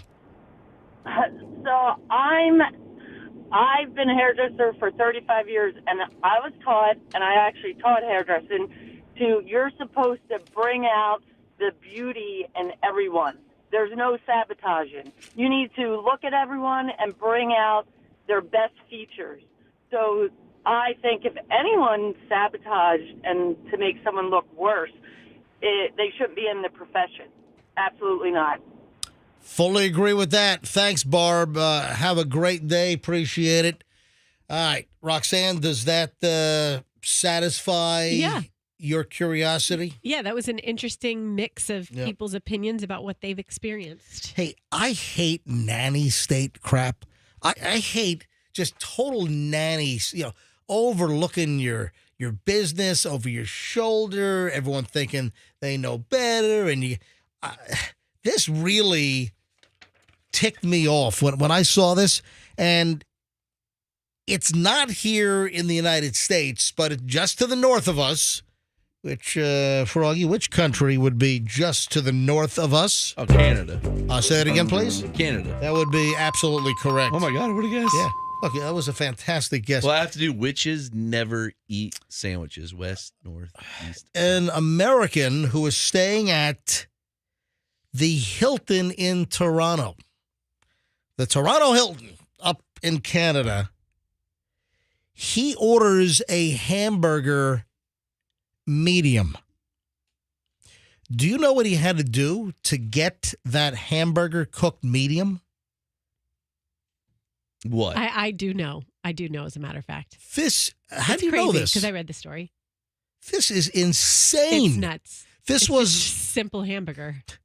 Guy orders a hamburger medium, and he had to sign a waiver. A waiver. He had to sign a release form for a medium cooked hamburger. That he wouldn't hold them. What is it? What are the terms? Liable if he got sick or, we didn't cook this burger to a crisp. We didn't cook it to a hockey puck consistency. And at just a medium temperature, if you get ill or some kind of foodborne illness or E. coli, you've got to sign this form to hold us harmless. Are you freaking kidding me? You get a butt parasite. Man, I want a medium rare burger or medium rare plus. I want a little bit of pink in the middle. I want some juice coming out of that burger. I want a good 80-20 baby or a 75-25. I mean, fat is flavor. Let me tell you right now, folks. Listen to me. Food tangent. I actually told my kids this last night at dinner. Right. I also said MJ talks about it on air. Fat is what gives your food flavor. It is, and you know what? With kids, young kids, they need natural fats. Mm-hmm. You ought to give whole fatty milk. Your kids at a young age, like your kids are 4 and is it 6? Yes. 4. Mm-hmm. They're in brain development and they need fat. Fat is good for kids' brain development. Oh, yeah, for sure. Doctor after doctor told me that for years, and we subscribed to that when my kids were growing up. But can you imagine having to sign a release? Again, here, MJ food tip. You go to the the butcher section, you go to the meat section at the supermarket. Oh, and you got the ultra lean, the 95.5, or sounds like a radio station. You got the 90-10. Screw that.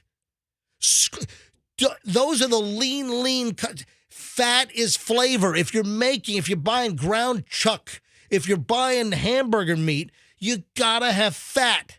Minimum 80-20. That's what gives you a juicy burger. And of course, if you don't murder it on the grill, or I like a flat top. I used to love that haircut. I had one. But fat is flavor.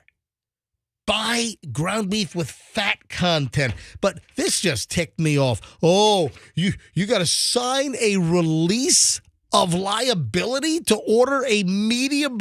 I mean, how freaking awkward is that? You're in the restaurant at the Hilton Hotel in Toronto, and you just want a medium burger.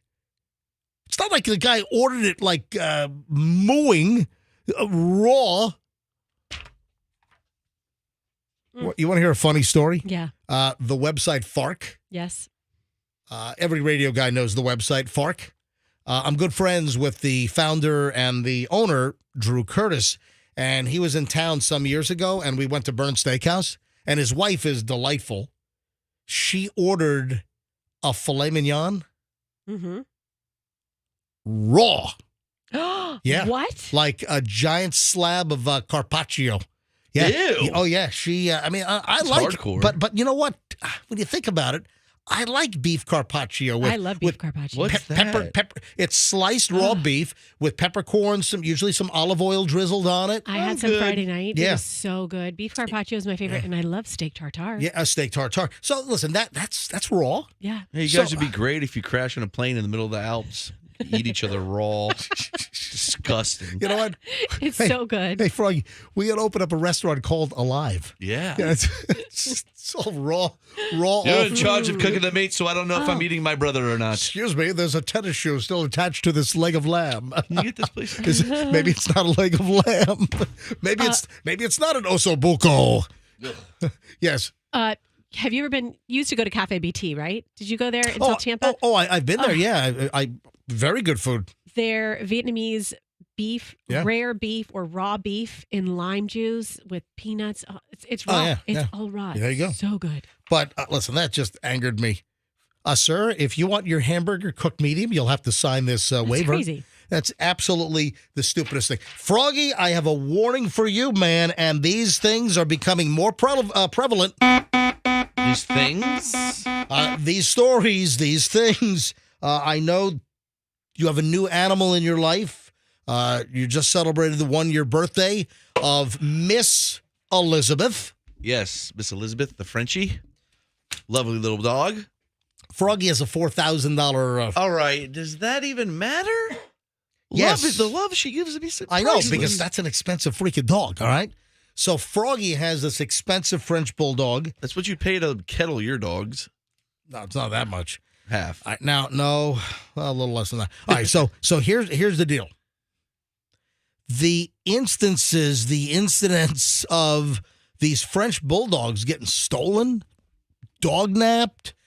You had the Lady Gaga situation where the dog walker was walking 3 of Lady Gaga's dogs, French bulldogs, and they were dog-jacked. I mean, the guy got shot in the lung. Luckily survived, but here is another warning, Froggy. Great. And this is local. This is insane. An Amazon driver stole somebody's French bulldog. So he's dropping off a prime delivery, and now he's the prime thief. What the hell? Yeah. An Amazon driver, an Amazon delivery guy accused of stealing a French bulldog out and about delivering packages in Spring Hill, according to the Hernando County Sheriff's Office. Deputies said the dog's owner let her French bulldog, Callie, outside around 9:15 a.m. This happened back on December 22nd, according to Channel 8. What, in the front yard? You just let your dog chill? A short time later, the owner said she knows Callie had escaped from the home's fenced-in backyard. Oh, that happens. A neighbor told the dog's owner that he saw Callie walk up to a man who was wearing an Amazon vest, had just delivered a package to a home on Copper Hill Drive. The neighbor said he saw the man drive off with the dog. Well, wait a minute. So, wait a minute. Why did the neighbor immediately, confront the Amazon driver? Or why didn't the neighbor immediately dial 911? Hello, 911! The Amazon guy just stole my neighbor's French bulldog. Yeah. Oh, yeah, you know. The license plate. So what the lady's frantic? Her French bulldog's gone? Hey, have you seen my dog? Oh, yeah, I saw the Amazon driver grab it. Yeah, I did see it. I saw it go with him to his new family. Crazy. Why wouldn't the neighbor? Why would the neighbor say something immediately? I'd be so pissed at that neighbor if I was him. The hell? That's insane. The neighbor said, oh, yeah, I just saw a man drive off with your dog a little while ago. Yeah. Another neighbor told Callie's owner that she saw the man pick up the dog and put it in the back seat of his car. What the? So I don't know if this was, it sounds like it might have been one of those Amazon private car deliveries, and you see those in the neighborhood. Yeah, of course. You've got the Amazon, the vans that are marked, the gray vans, the bluish gray vans that have the Amazon logo. Then a lot of times you'll see just plain white vans. Either they're like fleet rentals or they're vans that haven't been painted yet with the Amazon logo. But then you have these Amazon drivers that supplement the trucks, and they're driving to neighborhoods in their own personal cars. Dude, I saw a Amazon clown car on the road. Has anybody seen the little ones? What? I saw an Amazon car that was like the size of a clown car on the bridge. I swear to God. I've seen those. Wait a minute. It was just holding tires in the back of it. But wait, they don't make those smart cars anymore, do they? It wasn't a smart car. It was smaller. How could it be, like a Fiat 500, whatever? Smaller than that. Really? Yes. Was I imagining this? I think I've seen what you're talking about, but I haven't seen it. Where did you say you saw it, on the bridge? Yes, and it was like a midget car. According to deputies, Callie's owner, the owner of the French Bulldog up in Spring Hill, contacted Amazon customer service to report the incident. And, man, that's a bear getting through. You got to go, got to do 17 clicks on the website. You got to keep digging and click on this, click on this. It's like, you're opening up doors in a fun house or something to get a hold of something. Then once you finally get to Amazon, then you got, you're getting some call center in Indonesia where I'm going later today. In fact, you know what? I think I'm going to stop by some, in between scuba diving, I'm going to see if I can find some Indonesian call centers. Yeah, see if I can find them. So finally, calls Amazon customer service to report the incident, and an Amazon rep told the owner to report the incident to law enforcement. So Callie's owner gave the Hernando County deputies a photo, detailed description of the dog, who she said is a year old and a value of $4,000. That's Miss Elizabeth. That's exactly Froggy's dog. Froggy's dog is a year old with a value of $4,000. Froggy. Worth every price. This could be you. Stop. Don't say that. You're being silly. Listen, I'm not. I'm just saying be careful. Because they're a hot commodity. Everyone's trying to steal these. I mean, you probably have priests and nuns that are going to start stealing French Bulldogs. I mean, they're very popular dogs. Anyway, on January 16th, detectives identified the suspect. Rainier Revilla. Detectives went to his home in Tampa and told him that he had taken the dog, and that he told him that he had taken the dog and he still had her. Later that day, Callie was found at a nearby home and returned to the owner. So there's a happy ending here. But, folks, it was almost a month. Can you imagine the torment, the turmoil? A member of your family, your beloved dog? Not to mention an expensive-ass dog, but still. And then a month later, virtually, you get your dog back. So it does have a happy ending. Anyway, this guy, Revilla, the Amazon dude, turned himself in at the Hillsborough County Jail on January 19th, posted a $5,000 bond, and he got sprung. But, man, you got to be careful. I mean, that's pretty seedy crap. The Amazon guy's delivering a package, but then stealing your dog. Yeah. That sucks. It's the new Prime theft. It's the new Prime dognapping service. Terrible. I'd grab that neighbor by the goozle. By the Choke what? him out. By the what? Where's your goozle located? It's your neck. Just goozle him. Grab him by the neck. I've never heard you use that term. The goozle? You just grab somebody by the neck, you goozle them. I love it. Let's talk Taylor Swift again. I don't know what it is, but I could talk Taylor all day. you know what?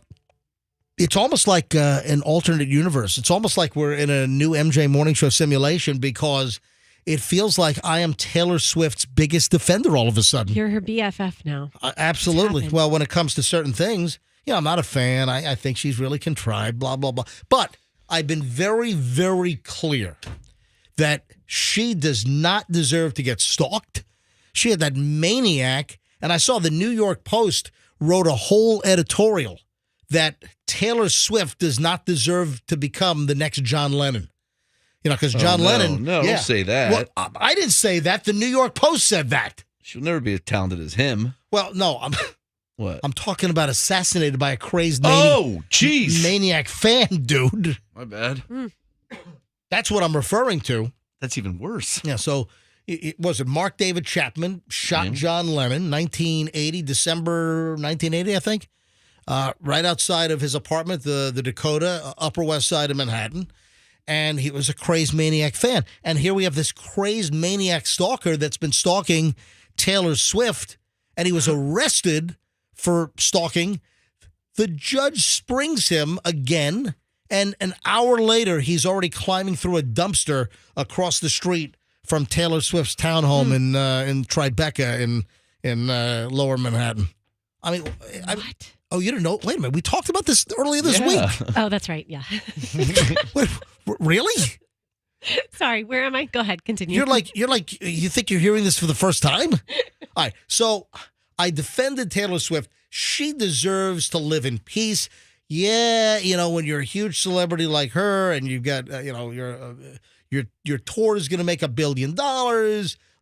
Obviously, there are security issues, but she deserves to live and work in peace and not have maniac stalkers that are then sprung by a judge with no bail, and then he's clearly stalking her again an hour later after getting out of court. That is ridiculous. And the thing that they found with stalkers, like in these situations, it's not like they stop stalking. It's not like they go, okay, I'm not going to do this anymore. Stalker switches off. I'm done. Yep. Off. It always ends in a bad way, like Bjork's old stalker. Remember that guy? No, what happened? There's an hour video of him building a bomb that he was going to geez. sell, that he was going to mail to Bjork and then kill himself.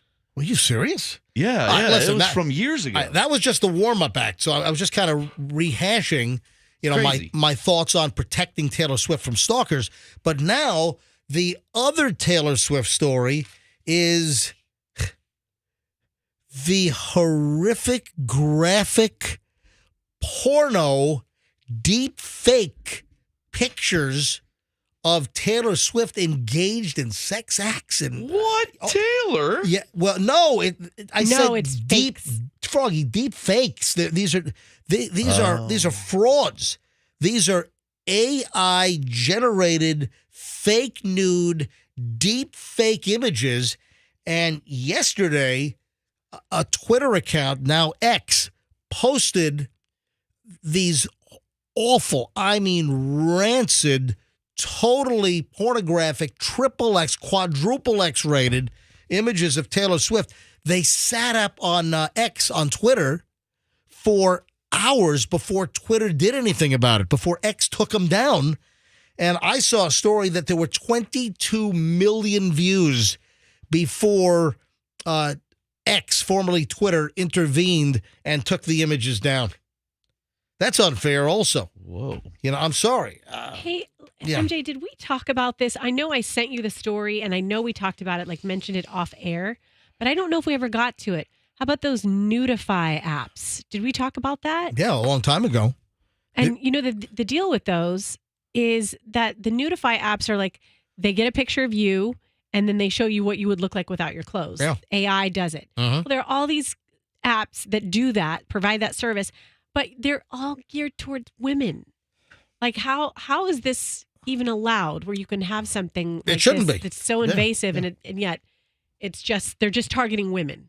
You know, all the Swifties like sprung into action yesterday as the deepfake porno images of Taylor Swift remained online on X, formerly Twitter. The Swifties, the Swiftie army came out and they started flooding Twitter with like hashtag Taylor Swift decoys. So people looking for, because word got out quickly, oh my God, there are these pornographic images of Taylor Swift online. And the Swifties tried to thwart that by flooding X with hashtags so people had a hard time finding it. Smart defense, Swifties. Yeah, finally, X, formerly Twitter, they removed the images, but not before over 22 million people viewed the images. And the word is Taylor Swift is furious and that she's considering legal action. You know, I don't know if that's going to happen, but something needs to occur, because one of the greatest concerns, folks, that we ought to have right now is the ability for people to produce deep fake images that look so real, people think they're real, deep fake videos. You have the ability to AI generate somebody's voice. Oh, yeah. Example, Yep. There are programs where all you need is a few seconds of somebody's voice. The computer learns the voice, and then you can have the computer say anything you want in that voice. A guy in this building did me the other day like that. He showed me the software that does that. Who did you in the building the other day? He did me like that. Don't do me One of our like that. production guys. Don't do me like that. Hold on. Took your voice and then AI'd it? Yeah, it showed me how that works. Yeah. Yeah. So that's a grave concern. You know, there are concerns that wars could be started with a deep fake video of a world leader saying something, Just declaring war or whatever. So there are concerns here, man. I'm telling you, AI, there are a lot of good things that AI can be used for. And a lot of nefarious things. But just as many really, really bad things. Like AI MJ Morning Show Theater.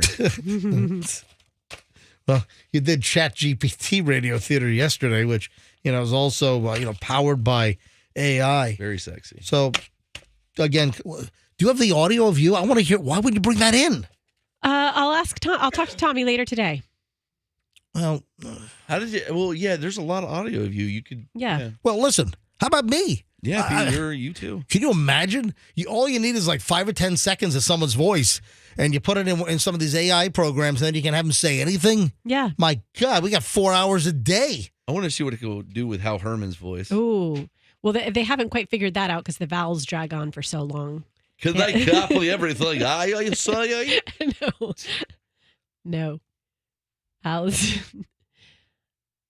vowels are too much for them. Okay.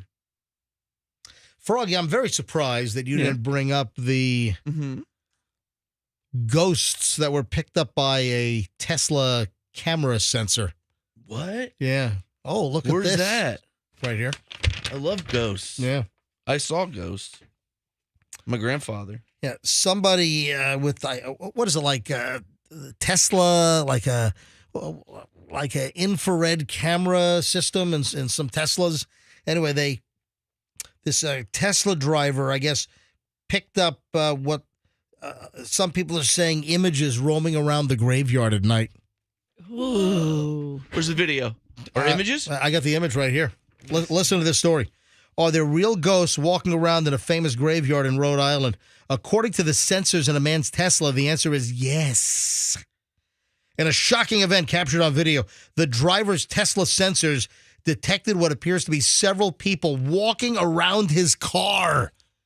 And nobody was visible walking around the car, but the sensors show somebody walking around the car. Multiple figures in a graveyard. Jeez. So he's like, oh, man, there were no people out there. These are like spirits from the spiritual world. These are dead people from the graveyard that are walking around my Tesla. Dude. Maybe they were people that actually got run over by a self-driving Tesla, or maybe people that got torched inside a burning Tesla. I don't know. I put that program in there on purpose just to scare the little Whitleys at the people. Listen, I'm telling you right now, I do not believe that there were 1, 2, 3, 4, 5 images. Hey, Froggy, take a look at this. Let me see. Five ghosty images. Let me hold this up to MJTV. Yeah, those look like there's something. They look like humanoid figures, but clearly there's some explanation here. Here, Froggy, I know you're into all this weirdo stuff. We have an update on the age-old question. I don't like that. Should you lower the lid on your toilet before you flush it? I got to tell you, being a mom of little children, there's no moment of the day that's more stressful when we're in a public restroom, for example, and we just traveled and we're, say we're in the airport and one of them pees and I'm in the stall with them. And then I have to I get them off the toilet so fast. And then I try to stand in front of it and block it because it's the automatic flusher. And it's like, I don't want that spray. My kids are, they only come up to my belly button, the little one. So it's like she's right in the line of fire for all that Might as stuff. well be just swimming in the turlet. It's so like a kiddie pool. Yeah. I just with floaties. I almost throw my body on the toilet when it flushes just so it keeps it from my kids. If you're in a public space, there are no lids. Right, exactly. That's what I'm talking about. Auto flushers, no lids. But here's the deal. We have been told that if you're home, that you should drop the lid before you flush. I always do that. Yeah. And now they're saying... No. Guess what? Yeah. No, don't do that. False sense of security. Now they're saying... I like the butt spray you get before... Now they're saying flushing the toilet with the lid down does not stop the spread of small germs. Researchers discovered microscopic viral particles all over the bathroom when a person flushes. Ew. Doesn't matter whether the toilet lid is up, doesn't matter whether the toilet lid is down. So essentially, you need to jump inside a trash bag and tie yourself up. Or a Ziploc, a human-sized Ziploc. Or maybe just get a long pole and flush the toilet with a long pole from way outside of the bathroom. Yeah, some new research is showing that when you flush, it goes everywhere. It doesn't matter. So even if the lid is down, you still have the gaps. You have the seat gap, you have the lid gap, and those are ample and right places for the toilet germs to fly out of the sides. Yeah. Oh, so then now it doesn't have the top to fly out of, so now it's going to even have more pressure flying out. And the that's sides. part of it, that you're actually containing it, and now it's blowing out the sides. Yeah. So I don't know what the right answer is. Yeah. I do know. Hey, why don't you think about that when you're munching on a sandwich while flushing? I like to have a nice bowl of soup while I go. Did I tell you guys? I'm sure I didn't tell you this because it just happened a couple weeks ago. A girlfriend of mine, she's building a new house. Right. And she has one. I went to see it. She has one of those smart toilets. There's the Japanese ones? I don't know. With the warming toilet seat. And it's got everything. It butt warms. massager. Yes. It's not the one that prostate analyzes tingler. your you know what. For the guys. Oh. I'm sorry. Okay, can I I'm sorry, go ahead. So it's the one where you sit on it and then it can shoot water up you if it wants to, but then it That's also a bidet. has a dryer. It has a built-in dryer in it too that dries your butt. Butt dryer. So that's hot. It's like a car wash for your butt. It is. So I don't know what the sanitary means would be for all of that, but you be clean afterwards. Oh, wow. And warm. Listen to this. Wrapping this up, final point. The experts found that the bathroom was cleaner when the toilet bowl was scrubbed with a brush and hydrochloric acid. That'll do it. Yeah. I know I've got barrels of hydrochloric acid lying around like in the first episode of Ozark. You know? Yeah, that's where you got to put a body. That's a little tip. Dead body, Barrel of acid. Barrel of hydrochloric acid. Anyway, so now we've got a new entry to the lid controversy, for crying out loud. Are you guys up to speed on this whole Applebee's date night pass? No, I know nothing of this. Yeah, there's this whole controversy. I'm guessing nobody will call in right now. Listen, if you got your hands on one of these $200 Applebee's date passes, call me right now. If you were lucky enough to get one of these date passes, a $200 pass for Applebee's, and you can use it every single day. Every single week. So 52 times a year, not every day, but every week. The pass was available for a short time online, and if you bought the $200 pass, you could go to Applebee's every single week. Sold for a limited time on the Applebee's site, was meant to be used once a week. The Applebee's date night pass, they said for weekly dates, and if you bought the pass for $200, it was sold nationwide, valid 52 times a year from upcoming February 1st, 2024 to January 31st of 2025. Okay. So what does it involve? So the passes will discount up to $30 of food and non-alcoholic beverages per use. Now, the way the math works out is you don't get, it's not free. You get 30% off, up to $30 off. So the calculations are as follows, that for $200, you could get up to $1,560 worth of food with the Applebee's date night pass. But here's the controversy. They sold out in like 30 seconds. So who got them? Well, the controversy now is Applebee's has not revealed how many passes were available for the date night pass. Yeah, we fancy like Applebee's on a date night. Got that Bourbon Street steak with the Oreo shake. So that's why I'm asking.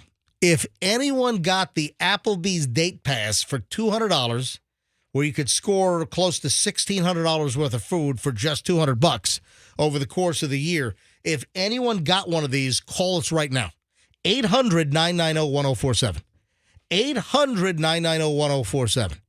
Once again, 800-990-1047.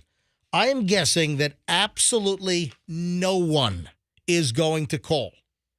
I'm guessing that there will be 0 phone calls because, listen to this, there are theories that Applebee's might have only had 5 or 10 available. What? Yeah. How could you even run a promotion with that? Yep, exactly. Yeah. So nationwide promotion. What? The conspiracy theorists online, they're suggesting that there might have been only 5 to 10 passes available nationwide. So, you want to talk about chasing a unicorn, man. Yeah, that's like a Willy Wonka ticket right there. Well, that's what the allegation is. We don't know if it's true. I think that Applebee's could quell some of the rumors here by releasing information on exactly how many of these date night look at this. No one's calling in about that. They're calling in about other things, but Andrew, nothing? Crickets? Yep. Again, did anyone listening get the $200 Applebee's pass, the date night pass, good once a week for up to $30 discount on your food? Anyone? Hello? Anybody? Anyone? So I don't think anyone's going to call. So that kind of leads to, I think, maybe confirmation of the speculation, of the situation, of the confrontation. Oh, God. It's like Jackie Childs, man. About to have a birtation. A purpose, purpose. But it sounds like really they had so few of these in a country of 340 million people or so. And here they're running this big promotion, and it's a freaking unicorn. Nobody's getting them. Yep. Well, again, Maybe they should have paired it with, you get this pass, you get all these discounts, and then you can also, like a hall pass, you don't have to take your spouse. You take someone else that you want. You don't hall pass when you get a hall pass to date someone else. Jeez. I'm trying to think of another promotion they could do that would. Are you guys ready for cruise news? Cruise news. Yeah, it's like Blues Clues. Hey, when I say Blues Clues and cruise news, this is a legit theme. I got a couple of cruise stories. So now, once again on the MJ Morning Show, cruise news. All right, first of all, were they trying to deal on board? Deal drugs? Yeah. 2 cruise passengers brought more than 100 bags of marijuana on a Florida cruise ship. So were they going to deal on board? Listen, I don't go on a lot of cruises. I've been on a couple. Where on a ship could you smoke pot? On the top deck? Yeah, but the cruise. Why? Okay, so you could probably do it in your. Could you do it in your room as well if you have a balcony room? Hey, maybe we should ask. I'll tell you what. We got no calls on the Applebee's thing, which I knew we weren't going to get any calls. But I wonder if I could ask listeners right now. Hey, have you smoked pot on a cruise? Did you get caught, or where did you smoke marijuana on a cruise ship? 800-990-1047. 800-990-1047. How were they smuggling in 100 bags of marijuana? Here we go. Channel 8 says 2 cruise passengers accused of bringing more than 100 bags of marijuana on Norwegian Cruise Line's Norwegian Joy ship. According to a criminal complaint filed down in the Southern District of Florida, the complaint said that Michael Quesenberry and Savannah Minami brought approximately 71.9 kilograms on a January 11th. Oh, my God. Look at every line is ringing. Every flipping phone line is ringing when I asked, have you ever smoked marijuana on a cruise ship? Did you get caught? Law enforcement officers said they found 56 vacuum-sealed bags containing a green leafy substance in Quesenberry's luggage after a drug-sniffing dog detected it. Yeah, the affidavit said law enforcement officers conducted a field test, tested positive for marijuana, and Quesenberry claimed that the marijuana was for personal use, and they had a medical marijuana card back in California. 71.9 kilograms? 100 bags of marijuana? That is a lot. Whoa.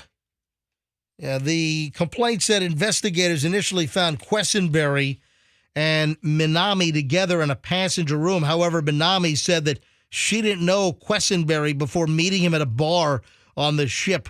So law enforcement let her go. I would imagine he was thinking about selling it to people on the ship. That's what I'm saying. Yeah, I'm sure a lot of people are hard up for it. Or maybe in port, wherever they were going. Listen, that's what I was wondering. Does the guy get a deal on the ship? Yeah. Holy ship. It's crazy. Listen, so law enforcement officers originally let her go, but then law enforcement officers said later they caught up with Minami at a bar and escorted her back to her room after finding the bulk marijuana in his bag. Officials said they searched Minami's luggage and also found 56 vacuum-sealed bags of marijuana. So she lied. She lied to them. She also had all of this marijuana. Wow. Investigators said the packaging and quantity of marijuana found was consistent with drug trafficking and distribution. Oh, you think? Yeah. 71.9 kilograms? How many pounds in a kilogram, Roxanne? 2.54. Close, 2.2, I believe. Is it? So, I mean, look at this. What? They had pounds and pounds and pounds of Dude, you take 71. Let me do the math here. Well, I mean, you could kind of do it with multiply 71 by 2. And, Yeah, you're right, 2.204. Yeah, so roughly, let's just say 72, 144 pounds of marijuana split between the two of them. Okay, you couldn't even get rid of that if you sold it to every person on the ship. That's weird. He was going to take it somewhere like on a port or something. Yeah, what were they going to do? That's crazy. Get a delivery in Jamaica. Let's go to phones. I asked for phone calls. Have you ever smoked marijuana on a ship? Mike, every line is on hold right now. Who hasn't smoked marijuana on a ship according to these calls? Yeah.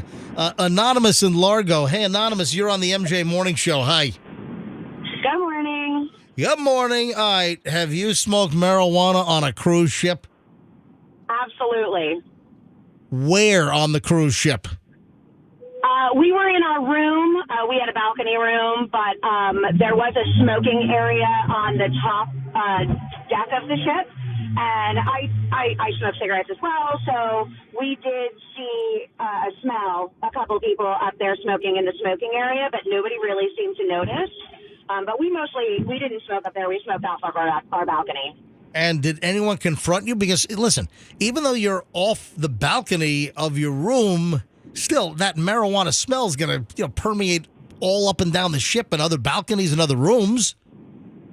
You put a wet towel under the door. Other people's balconies as well. So it wasn't just us. Wow. All right. And how long ago was this? We went in September. We both brought, and that 100 and however many pounds you guys said, that's crazy. We brought an ounce each. And we also brought some mushrooms, too. We're all shroomed up. We wanted to have fun. And we walked right past the drug dog. He was so sweet. Didn't alert on us, nothing. So the drug dogs, very effective. Was this what? Were you on the Carnival Shroom ship? What ship was it? You were on we went on Carnival. Carnival. Tampa to Mexico. Yeah. Wow. And if you don't mind me asking, Anonymous, how old are you?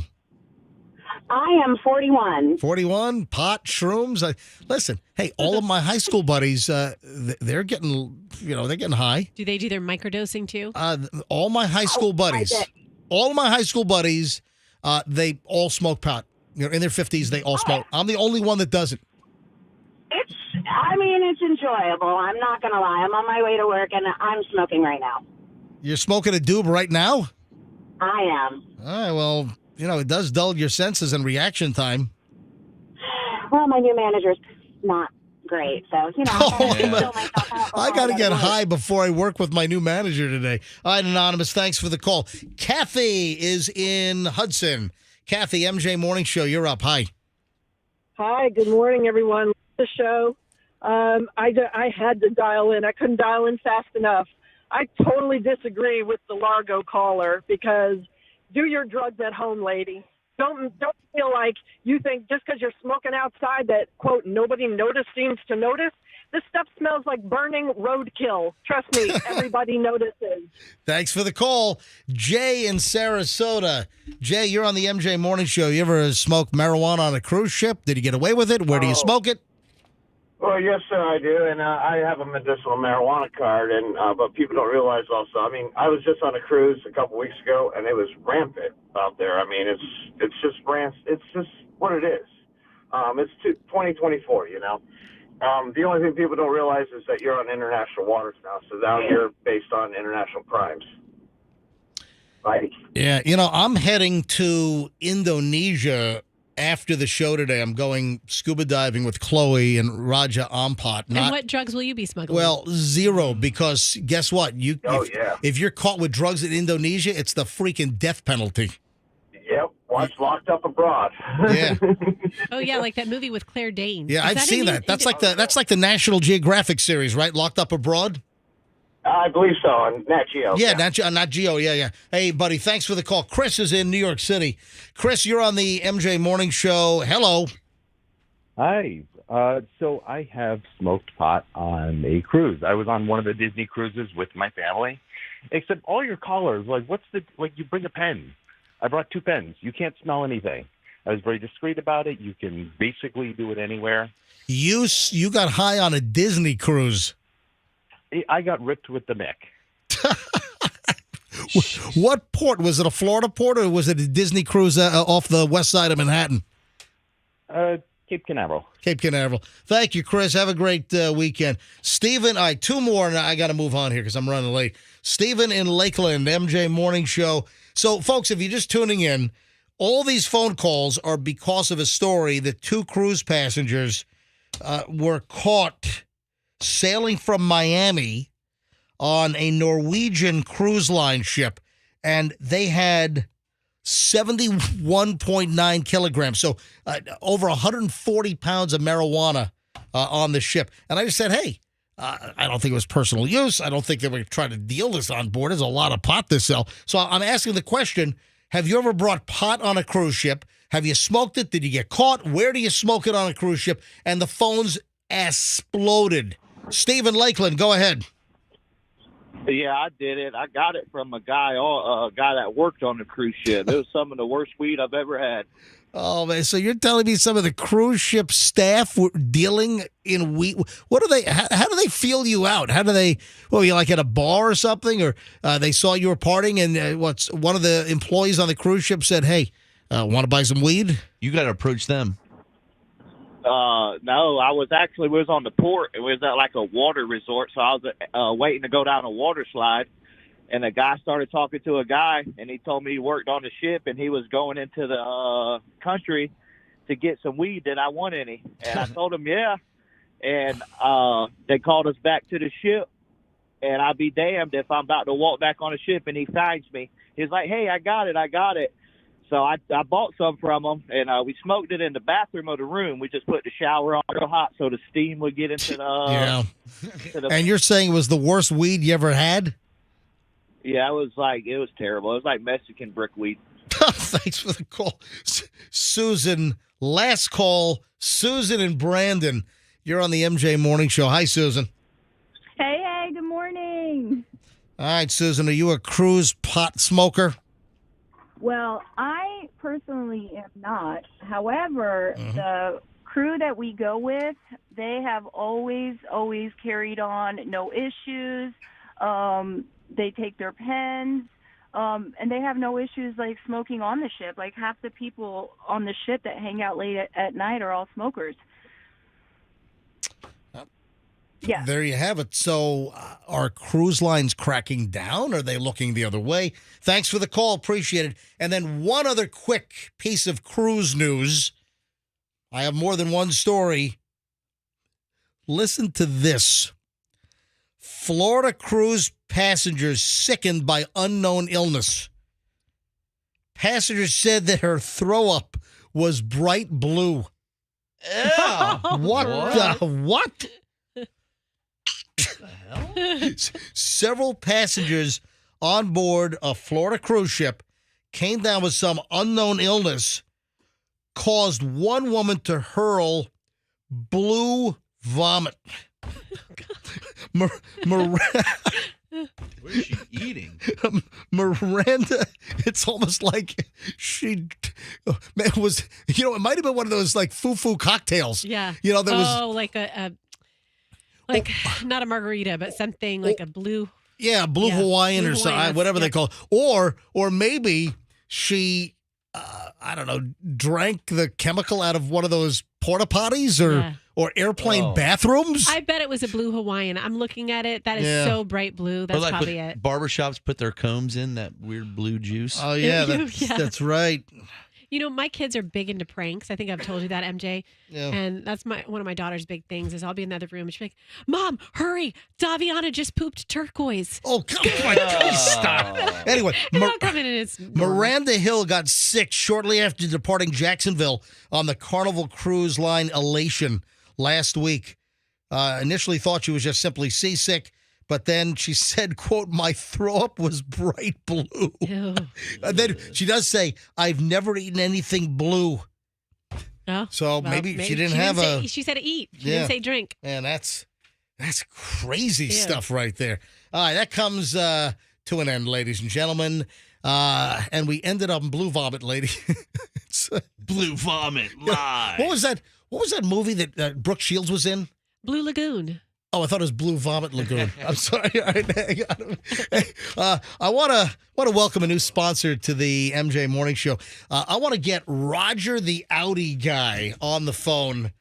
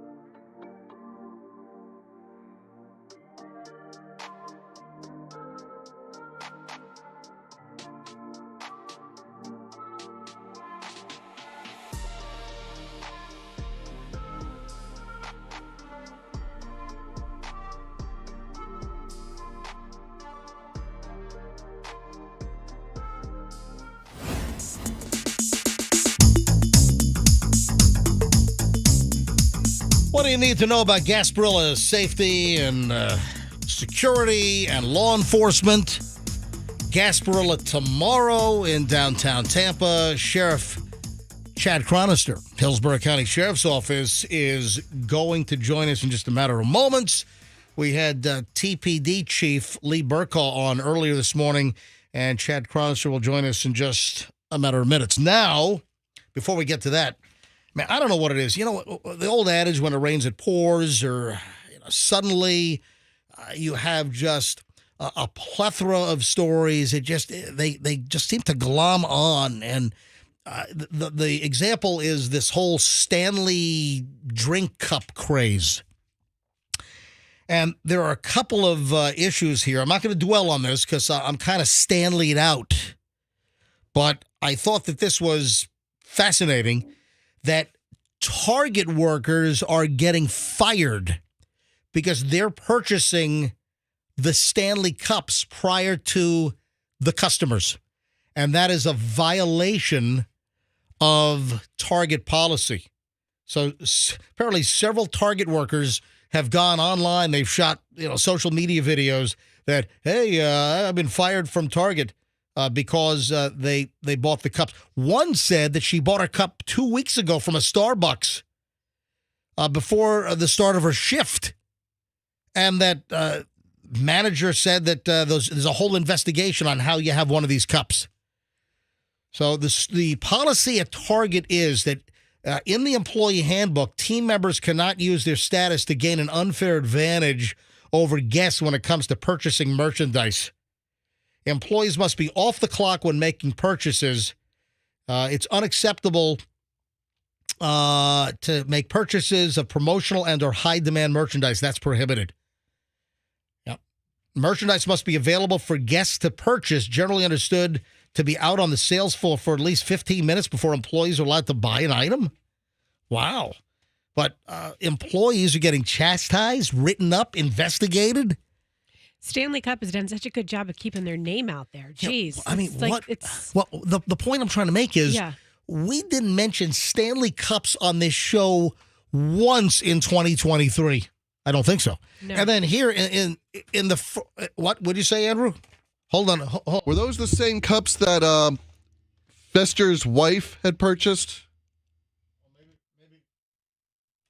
Yeah, maybe we did. Maybe we did. Okay, but it was brief. The point is that Stanley Cups, we've had like 27 stories in like 2 weeks on these silly cups, and now Target workers are getting fired. You shouldn't have an unfair advantage. You shouldn't. That merchandise needs to be put out. You can't like hide it and then go buy it later. No.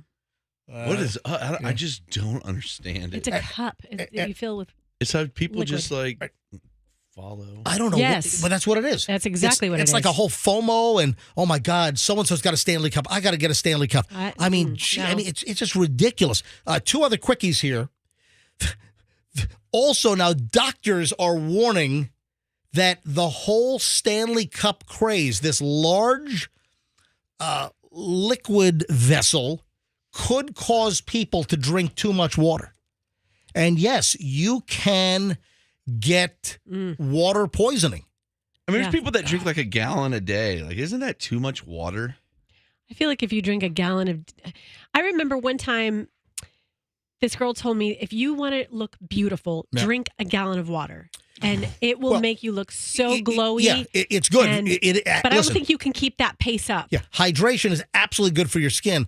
But some doctors, Dr. Isaac Dapkins, Chief Medical Officer, Family Health Centers, NYU Langone up in New York, he's saying that these water enthusiasts that are going gaga over these big 40-ounce cups, that it could induce people to drink too much water. And there's such thing as water toxicity. You don't want that. So that's just it. And then there was a story, and I'm going to move on here because the sheriff's on hold. A 16-year-old girl says that her parents have spent $3,000 to get her every style of Stanley tumbler. Come on. Really? Get a life. Was her name Veruca Salt? All right. Obviously, that's her thing. We probably should just ban any talk of the Stanley Cup. Sheriff Cronnister's on the phone. Sheriff, do you have a Stanley Cup? No, I don't. I bet. Now I feel like I'm left out. Yeah. I wonder how many people are going to try to like put the beer and vodka in a Stanley Cup and go to Gasparilla tomorrow. Yeah, there's going to be nothing but alcohol in those Stanley Cups tomorrow. Welcome, Sheriff Chad Cronnister from the Hillsborough County Sheriff's Office, live here on the MJ Morning Show. We had your colleague, Chief Burkaw, on this morning. From the HCSO perspective, let's talk Gasparilla concerns, messages you want to deliver, Sheriff. Yeah, I think my biggest concern is people coming down and having a good time and then finding a safe way home. It's like have a plan in place before the party gets started. And then where are you going to park? Don't think that there's a spot and today's your lucky day and you found a parking spot. It doesn't work like that. Park in one of the city garages, take a shuttle in, use a ride program. Listen, we want everyone to come have a great time and enjoy themselves and get home. And I think secondly would be a good neighbor on the parade route. I'm always so proud that we have 350,000 people come together, and we only had 18 arrests last year, 14 the year before. You look at the other two larger parades than ours, and they always have hundreds and hundreds of arrests. So I'm proud of this community and how we come together. It's so much more than a parade. It's like an opportunity to come together and, as a community. Stay classy, Tampa Bay. I think that's what you're saying, right? Yes, wholeheartedly. And you think 12 of those were boating under the influence. This isn't the time, never a good time, but today or tomorrow will not be the time to be in this close boater basin and be impaired with your loved ones and friends on the boat. And if you're inexperienced, here, please heed the advice. Tomorrow's not a day to test out your boating skills. Now, Sheriff, if somebody is busted for BUI, boating under the influence, those are the same penalties as driving under the influence. Is that correct? It is. Yeah, no, it is. You're an impaired boater, and you're going to be placed to the side. You'll go through your test, do your breathalyzer, and we can't leave the route. It's like this other 6 people I was talking about, the 12 people who were arrested for operating their boat. The other 6 were that guy. We always say, don't be that guy on the parade route. You have to work hard to get arrested at Gasparilla because no one wants to leave the parade route to go put them somewhere where they have to wait until the end of the parade, and then we can finally get to you and take you to booking. Don't ruin your day. And yes, when you have too much to drink that you think it's a good idea to climb the top of a light pole, you have to realize that's not going to end well. Yeah, you could fall, get hurt, and listen, people do stupid things when they imbibe. Yes, Roxanne. Sheriff, I'm going to bring something up that MJ's going to have a fit over when I say this, but I know that I was talking to some friends and we're like, where are you going to park? And then my friends are like, we'll come get you in the golf cart. So just a reminder, you can't be drinking and operating a golf cart either. No. And, people just get really lax and they're having fun, but you have to follow golf cart safety too during the big day. Yeah, that's a great point. Golf carts are great, especially on a day like that, to get through the crowds and go where you want to go. But you have to remember, that's considered a vehicle. No different than a bike, no different than a go-kart, lawnmower, and everything else. And you see these crazy things, right? When people are arrested driving their lawnmower, because they had too much to drink. It's no different than a golf cart. You still have to follow the same laws of the road.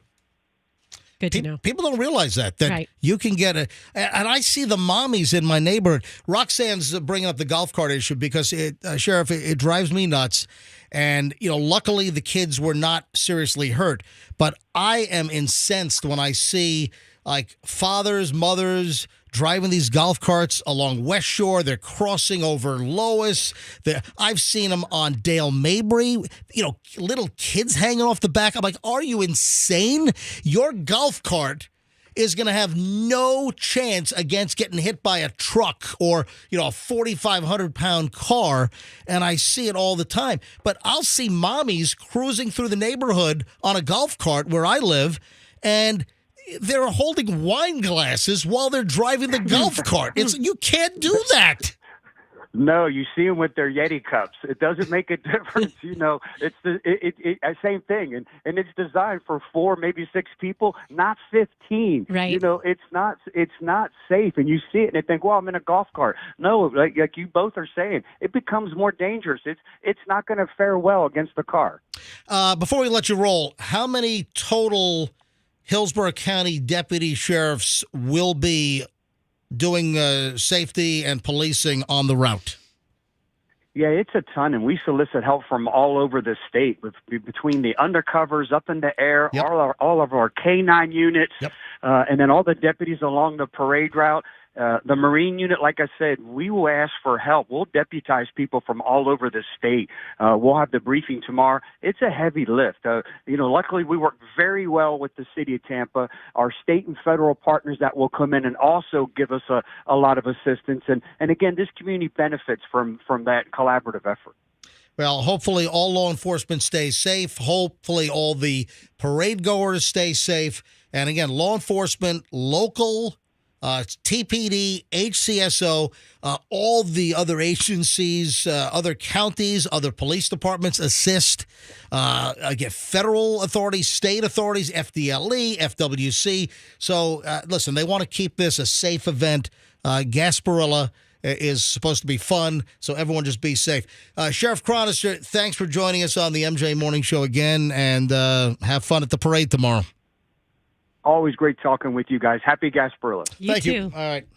You know, we had Lee Burkhaw on earlier. Yes. And I saw that the TPD bomb squad, they went to that suspicious package which shut down I-75 up in Pasco yesterday. Mm-hmm. And I was like, what the heck was this thing?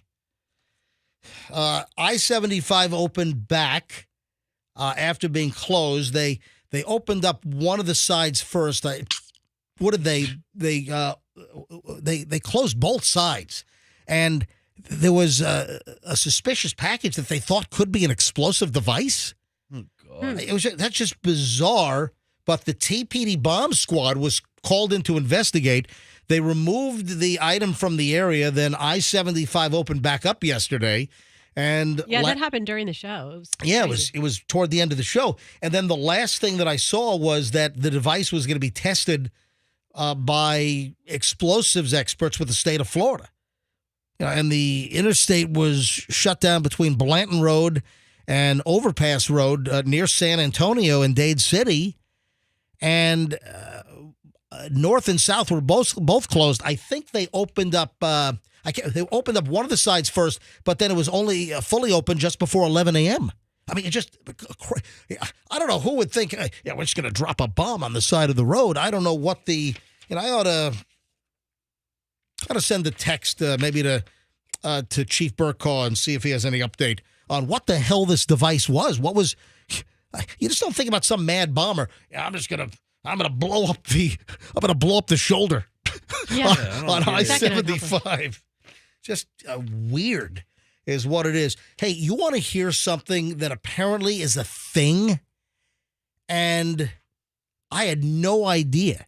And I'm curious if women listening do this consciously or sort of unconsciously.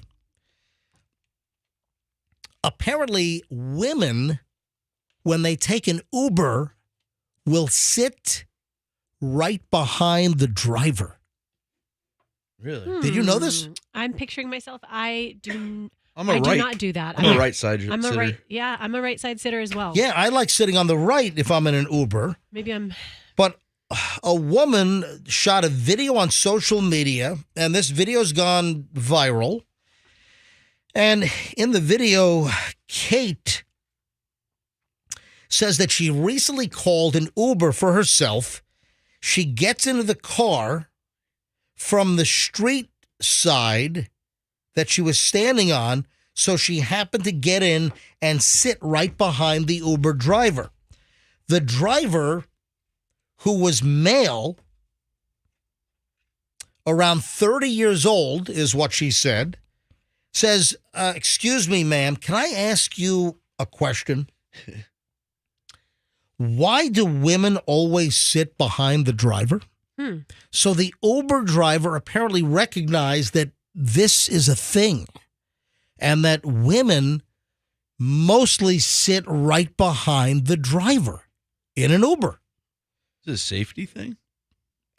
A security thing? Or maybe do you feel safer being behind the driver? Or I like to sit on the right side so I can keep my eye on the guy. 100%. I feel safer sitting on the right because then I'm able to, they can turn around and look at me, but they've got to keep their eyes on the road. I can see them. I can see what they're doing.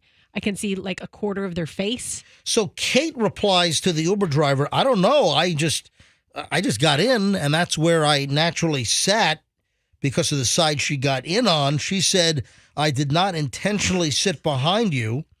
It just worked out that way.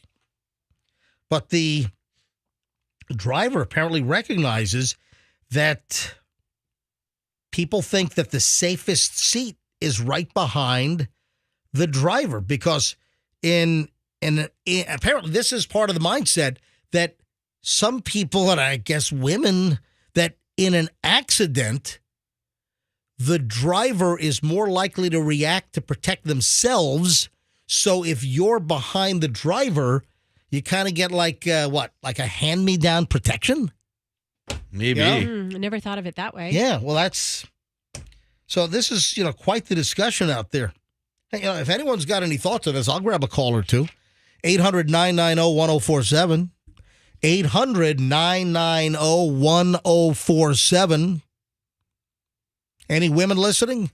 Do you gravitate to the seat in the back right behind the driver? Yes or no?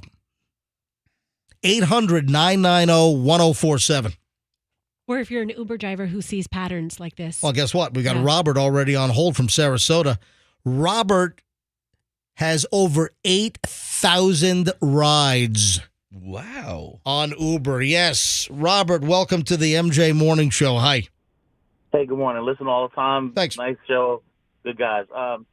What I'm going to say is, if they're talking about a safety issue, the safety issue for me, if anybody, women or male, sits behind me, is that a lot of times you have to go where there's traffic or there's parked cars. They got to get out in traffic because they can't get out on the other side. Right. It's dangerous.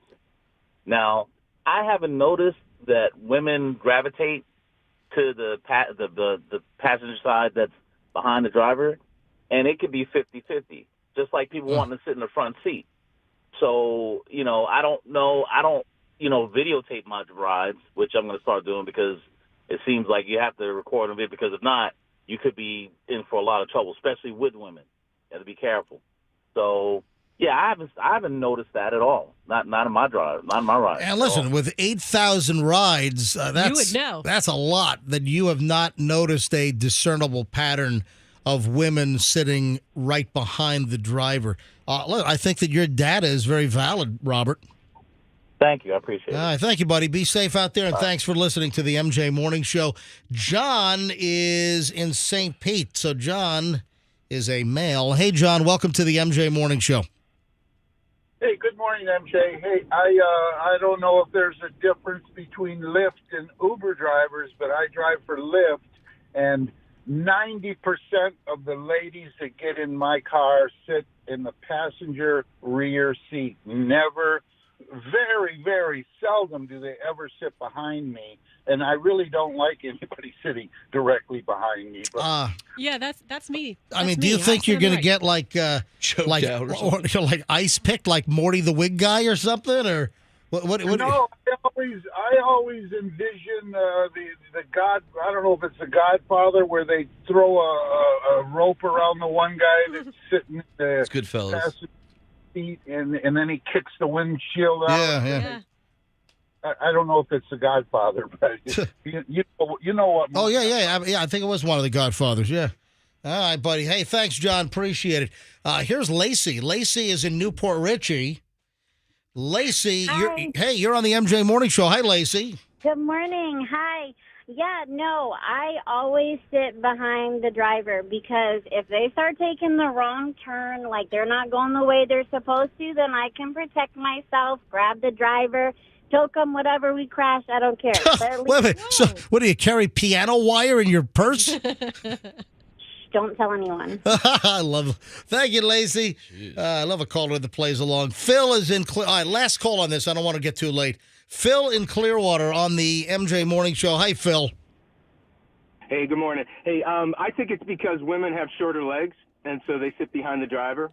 And so when they travel with their boyfriend or husband, they take the good spot behind the passenger, and they make the wife sit behind, because they have shorter legs, and make them sit behind the driver. I don't know. And then they keep doing it because they're used to it. Okay, they're used to it. All right. Even when they don't. There you go. Everyone's got a theory. Yeah, that's a good Thank you, Phil. All right, one more. Linda in St. Pete. We'll end with a woman on this. Hi, Linda. You're on the MJ Morning Show. Hello. Good morning, crew. Hey, good morning, Linda. Go ahead. I always sit in the rear passenger seat. It's more so I can keep an eye on the driver, engage whether he wants to have conversation or not. And I just think it's a safety thing for myself to make sure it's okay, and maybe for him it's a safety thing too. All right, there's the opposite. Have a great weekend, Linda. Thank you. Final chunk of the MJ Morning Show is coming up in just a bit. Also, I'll discuss quickly my vacation with my daughter, a little father-daughter trip coming up. We leave shortly after the morning show this morning on the way to Indonesia.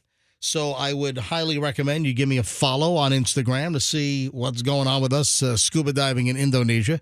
I'll post underwater video, etc. Anyway, I'll get into this a little more in the final segment coming up next here on the MJ Morning Show on Q105.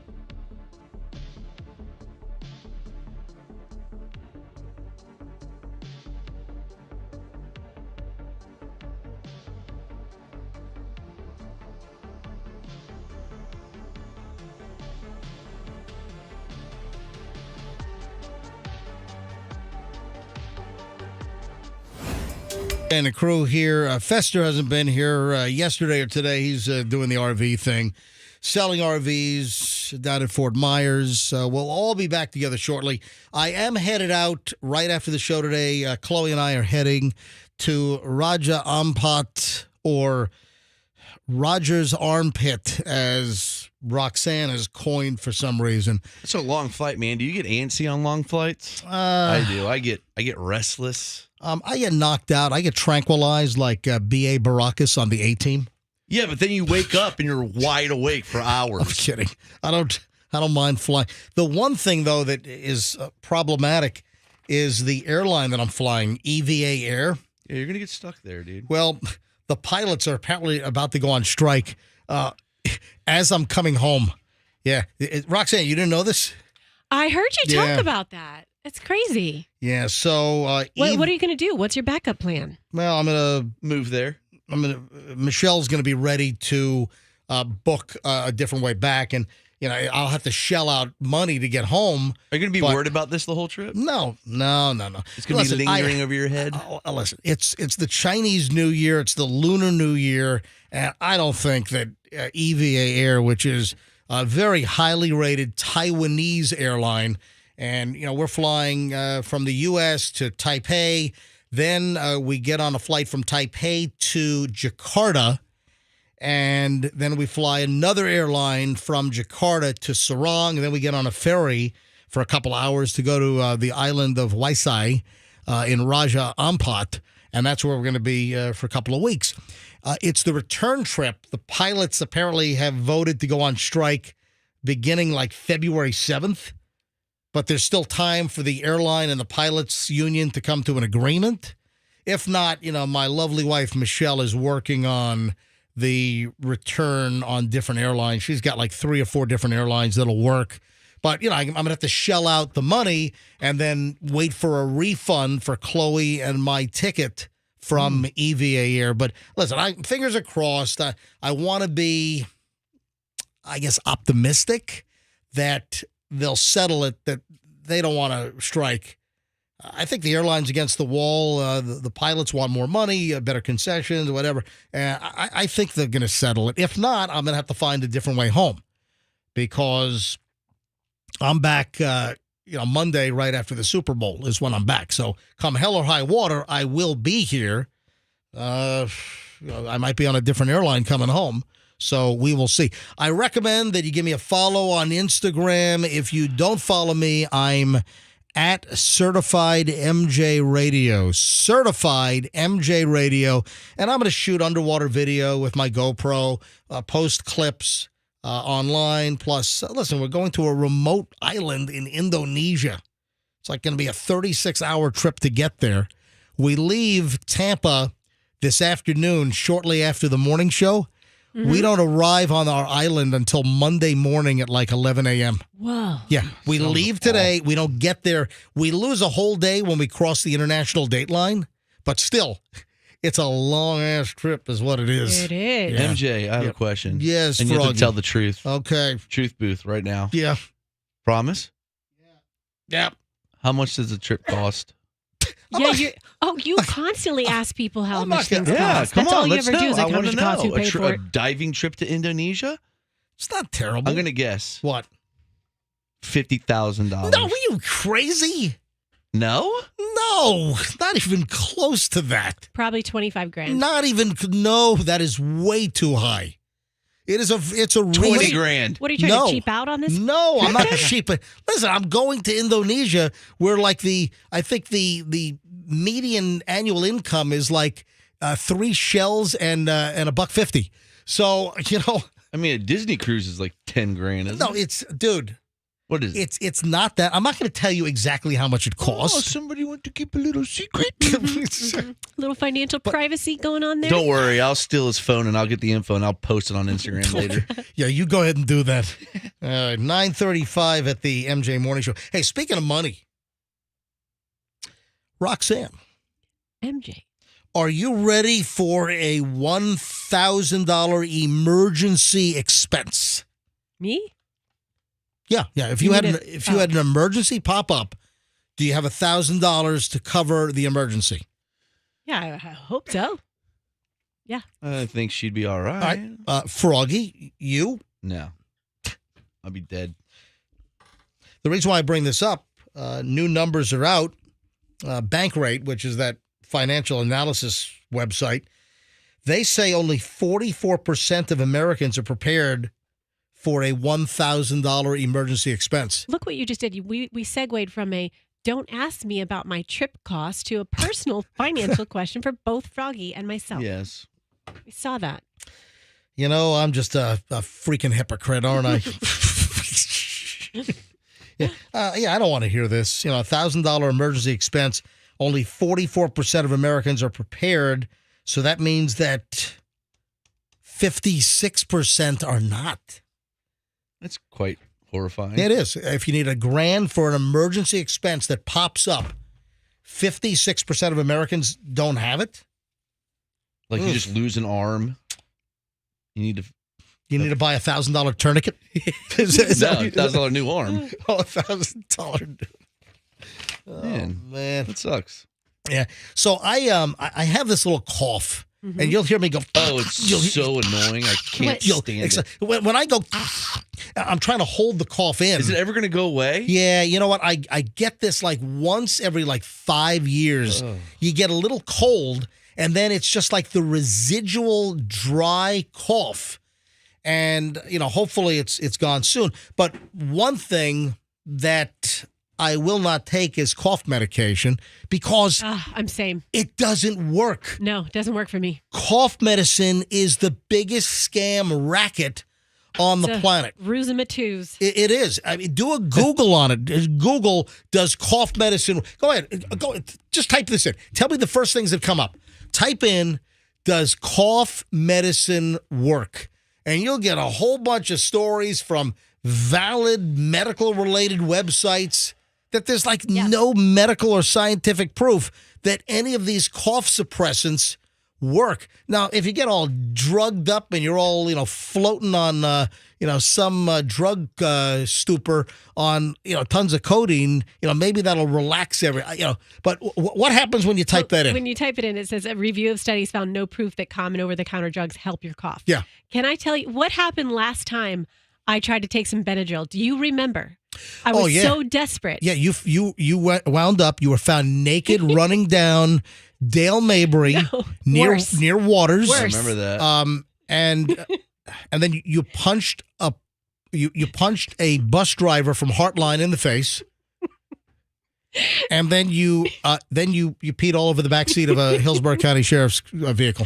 Not that time. Not that time. Okay. Another time that I took Benadryl because I was desperate because I had that little tickly cough that keeps you up all night and I wasn't getting any sleep and I was just like coughing the whole entire night. It's torture. Yep. So I took some Benadryl and it got me so wacky. Yep. Remember, I told you guys that they added a new lane on the veterans. I was like, I don't remember this. You know what? Carpool. You shouldn't have. You should have driven. I came to work. But you should not have. But here's the thing: I took my cough medicine. It wasn't like I took my cough medicine, the Benadryl, in the morning. I took it at night at 8 o'clock at night to sleep. So you probably weren't impaired. But No. what happens though is when you take some of these drugs, like a Benadryl, will do this, and it depends on your body chemistry. And I think whether you're in good health or if you're borderline sick. Sometimes you take a Benadryl or some drugs, and you wake up and you feel like you are 700 pounds. Yes, that's a good description. It's like a heaviness on your, and it also makes me not grind my teeth, but like, it makes you feel like you're entombed in concrete. Yes. And it's like you can't get up. It's a good description. Yeah, you know what I'm talking about? So you get that heaviness. The reason why I'm bringing up the cough medication here is that Robitussin cough syrup has been recalled nationwide because of a contamination. How about it's been recalled because it doesn't freaking work? How about there's no scientific proof? NyQuil works. Hey, they just took a bunch of the over-the-counter drugs off the market, like the Sudafeds, the stuff without the stuff that works. Yeah. The drug that works is pseudoephedrine. That's what works. Pseudoephedrine with the trilipolene or whatever that combo, that will work as an awesome decongestant. But that's the stuff that the pharmacist has behind the counter. It's over the counter, but you have to fill out all the crap and you got to show the driver's license because they're trying to limit how much pseudoephedrine people can buy because it's an ingredient in making methamphetamine. Jeez. But that's what works.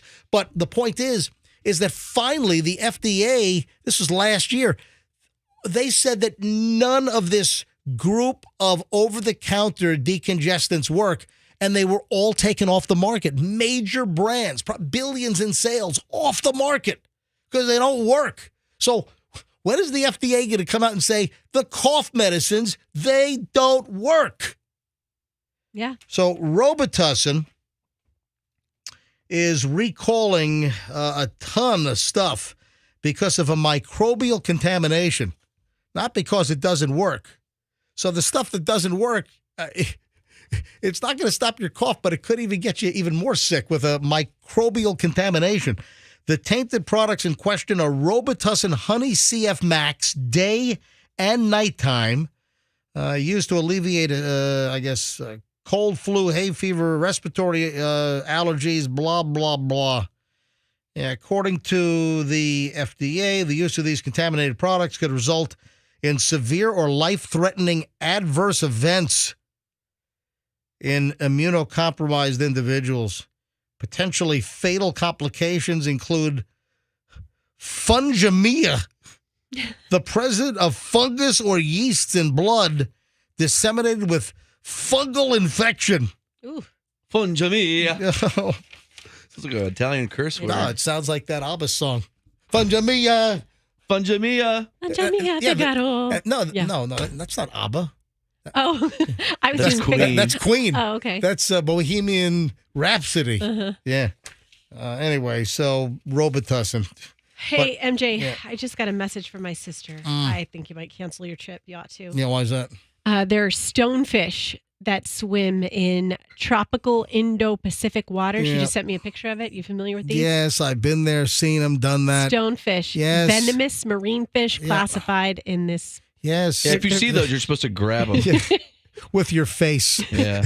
No, So I'm- please be on the lookout for the stonefish. I'm well aware of stonefish, lionfish, Lionfish are a scorpionfish, delicacy. I'll eat a lionfish. fugu. Listen, Fuga. yeah, the blue ringed octopus is deadly as hell. Yeah, I know what. You don't touch anything. You know, you just look. You don't touch. Okay. Yeah, but There's a jellyfish out there with long blue tentacles. You're supposed to wrap yourself in those. yeah, okay, I'll get right on that. Yeah. So thank your sister for letting me know. But I'm well aware of the dangerous animals in the ocean, and I got over 1,000 scuba dives. I'll be doing 40 dives in Raja Ampat over the next 40 dives. Yeah, and Don't get eaten. I can assure you that I know what's bad out there. Okay, 40 dives. What Yeah. is that like? How many a day? 4 a day. I'm doing 4 dives, and some days I might do 5 because we might do a night dive. So that sounds horrifying. yeah, I am going to the other side of the planet. I'm gonna dive. You're going to be underwater the whole time. Yep, that's the plan. That's why I'm going. How long is each dive? It depends. You're going to get wrinkly fingers. Yeah, you're going to get very pruny. Depends on what my Shearwater Teric and Perdix 2 tell me. Oh, God. Yeah, and of course, I got an 80 cubic foot or a 12-liter bottle. So you got to, it's the amount of time underwater with, your nitrogen uptake. All but right. but also, listen, when you run out of air, you want to surface with at least 500 PSI. So, folks, I'm heading out. Daddy-daughter trip to Raja Ampat, not Roger's armpit, as Roxanne's been calling it. And I'll avoid the deadly creatures out there. Hopefully we do see a lot of sharks, and there's a little bit of everything. And Raja Ampat, where we're going in Indonesia, 80% of the world's ocean species are in this area. So it's just unbelievably biodiverse. So I'm looking forward to it. Ange wants you to know she's a diver as well. My sister is. Oh, excellent. Yeah. Excellent. So, folks, give me a follow on my Instagram right now, and I will put up pictures and videos of the trip. And, we're back in a couple of weeks. Best of will run. You're going to hear a lot of great stuff that you probably haven't heard. So, if you haven't heard it, it's new to you. So, and a lot of people don't even know we're on Best of because the show's just solid. We with Best ofs, the quality of the material, we, pick all the best, so the quality's, even better. Because, listen, some shows we suck. And we don't we don't play that in the Best of. So, all right, folks, have a great Gasparilla tomorrow. Super Bowl is going to be, the 11th? See you at Royal Rumble if anybody's going. Yeah. And Froggy will be at Royal Rumble at Tropicana. He'll be in the Vince McMahon box. That's Just right. make sure Vince McMahon doesn't poop on your head. All right? Get over here, Froggy. I gotta go. 9:46 at the MJ Morning Show. Again, give me a follow. Certified MJ Radio on Instagram. And you can drop me email as well, mj@mjmorningshow.com. And maybe I should heed this advice. Let's be careful out there.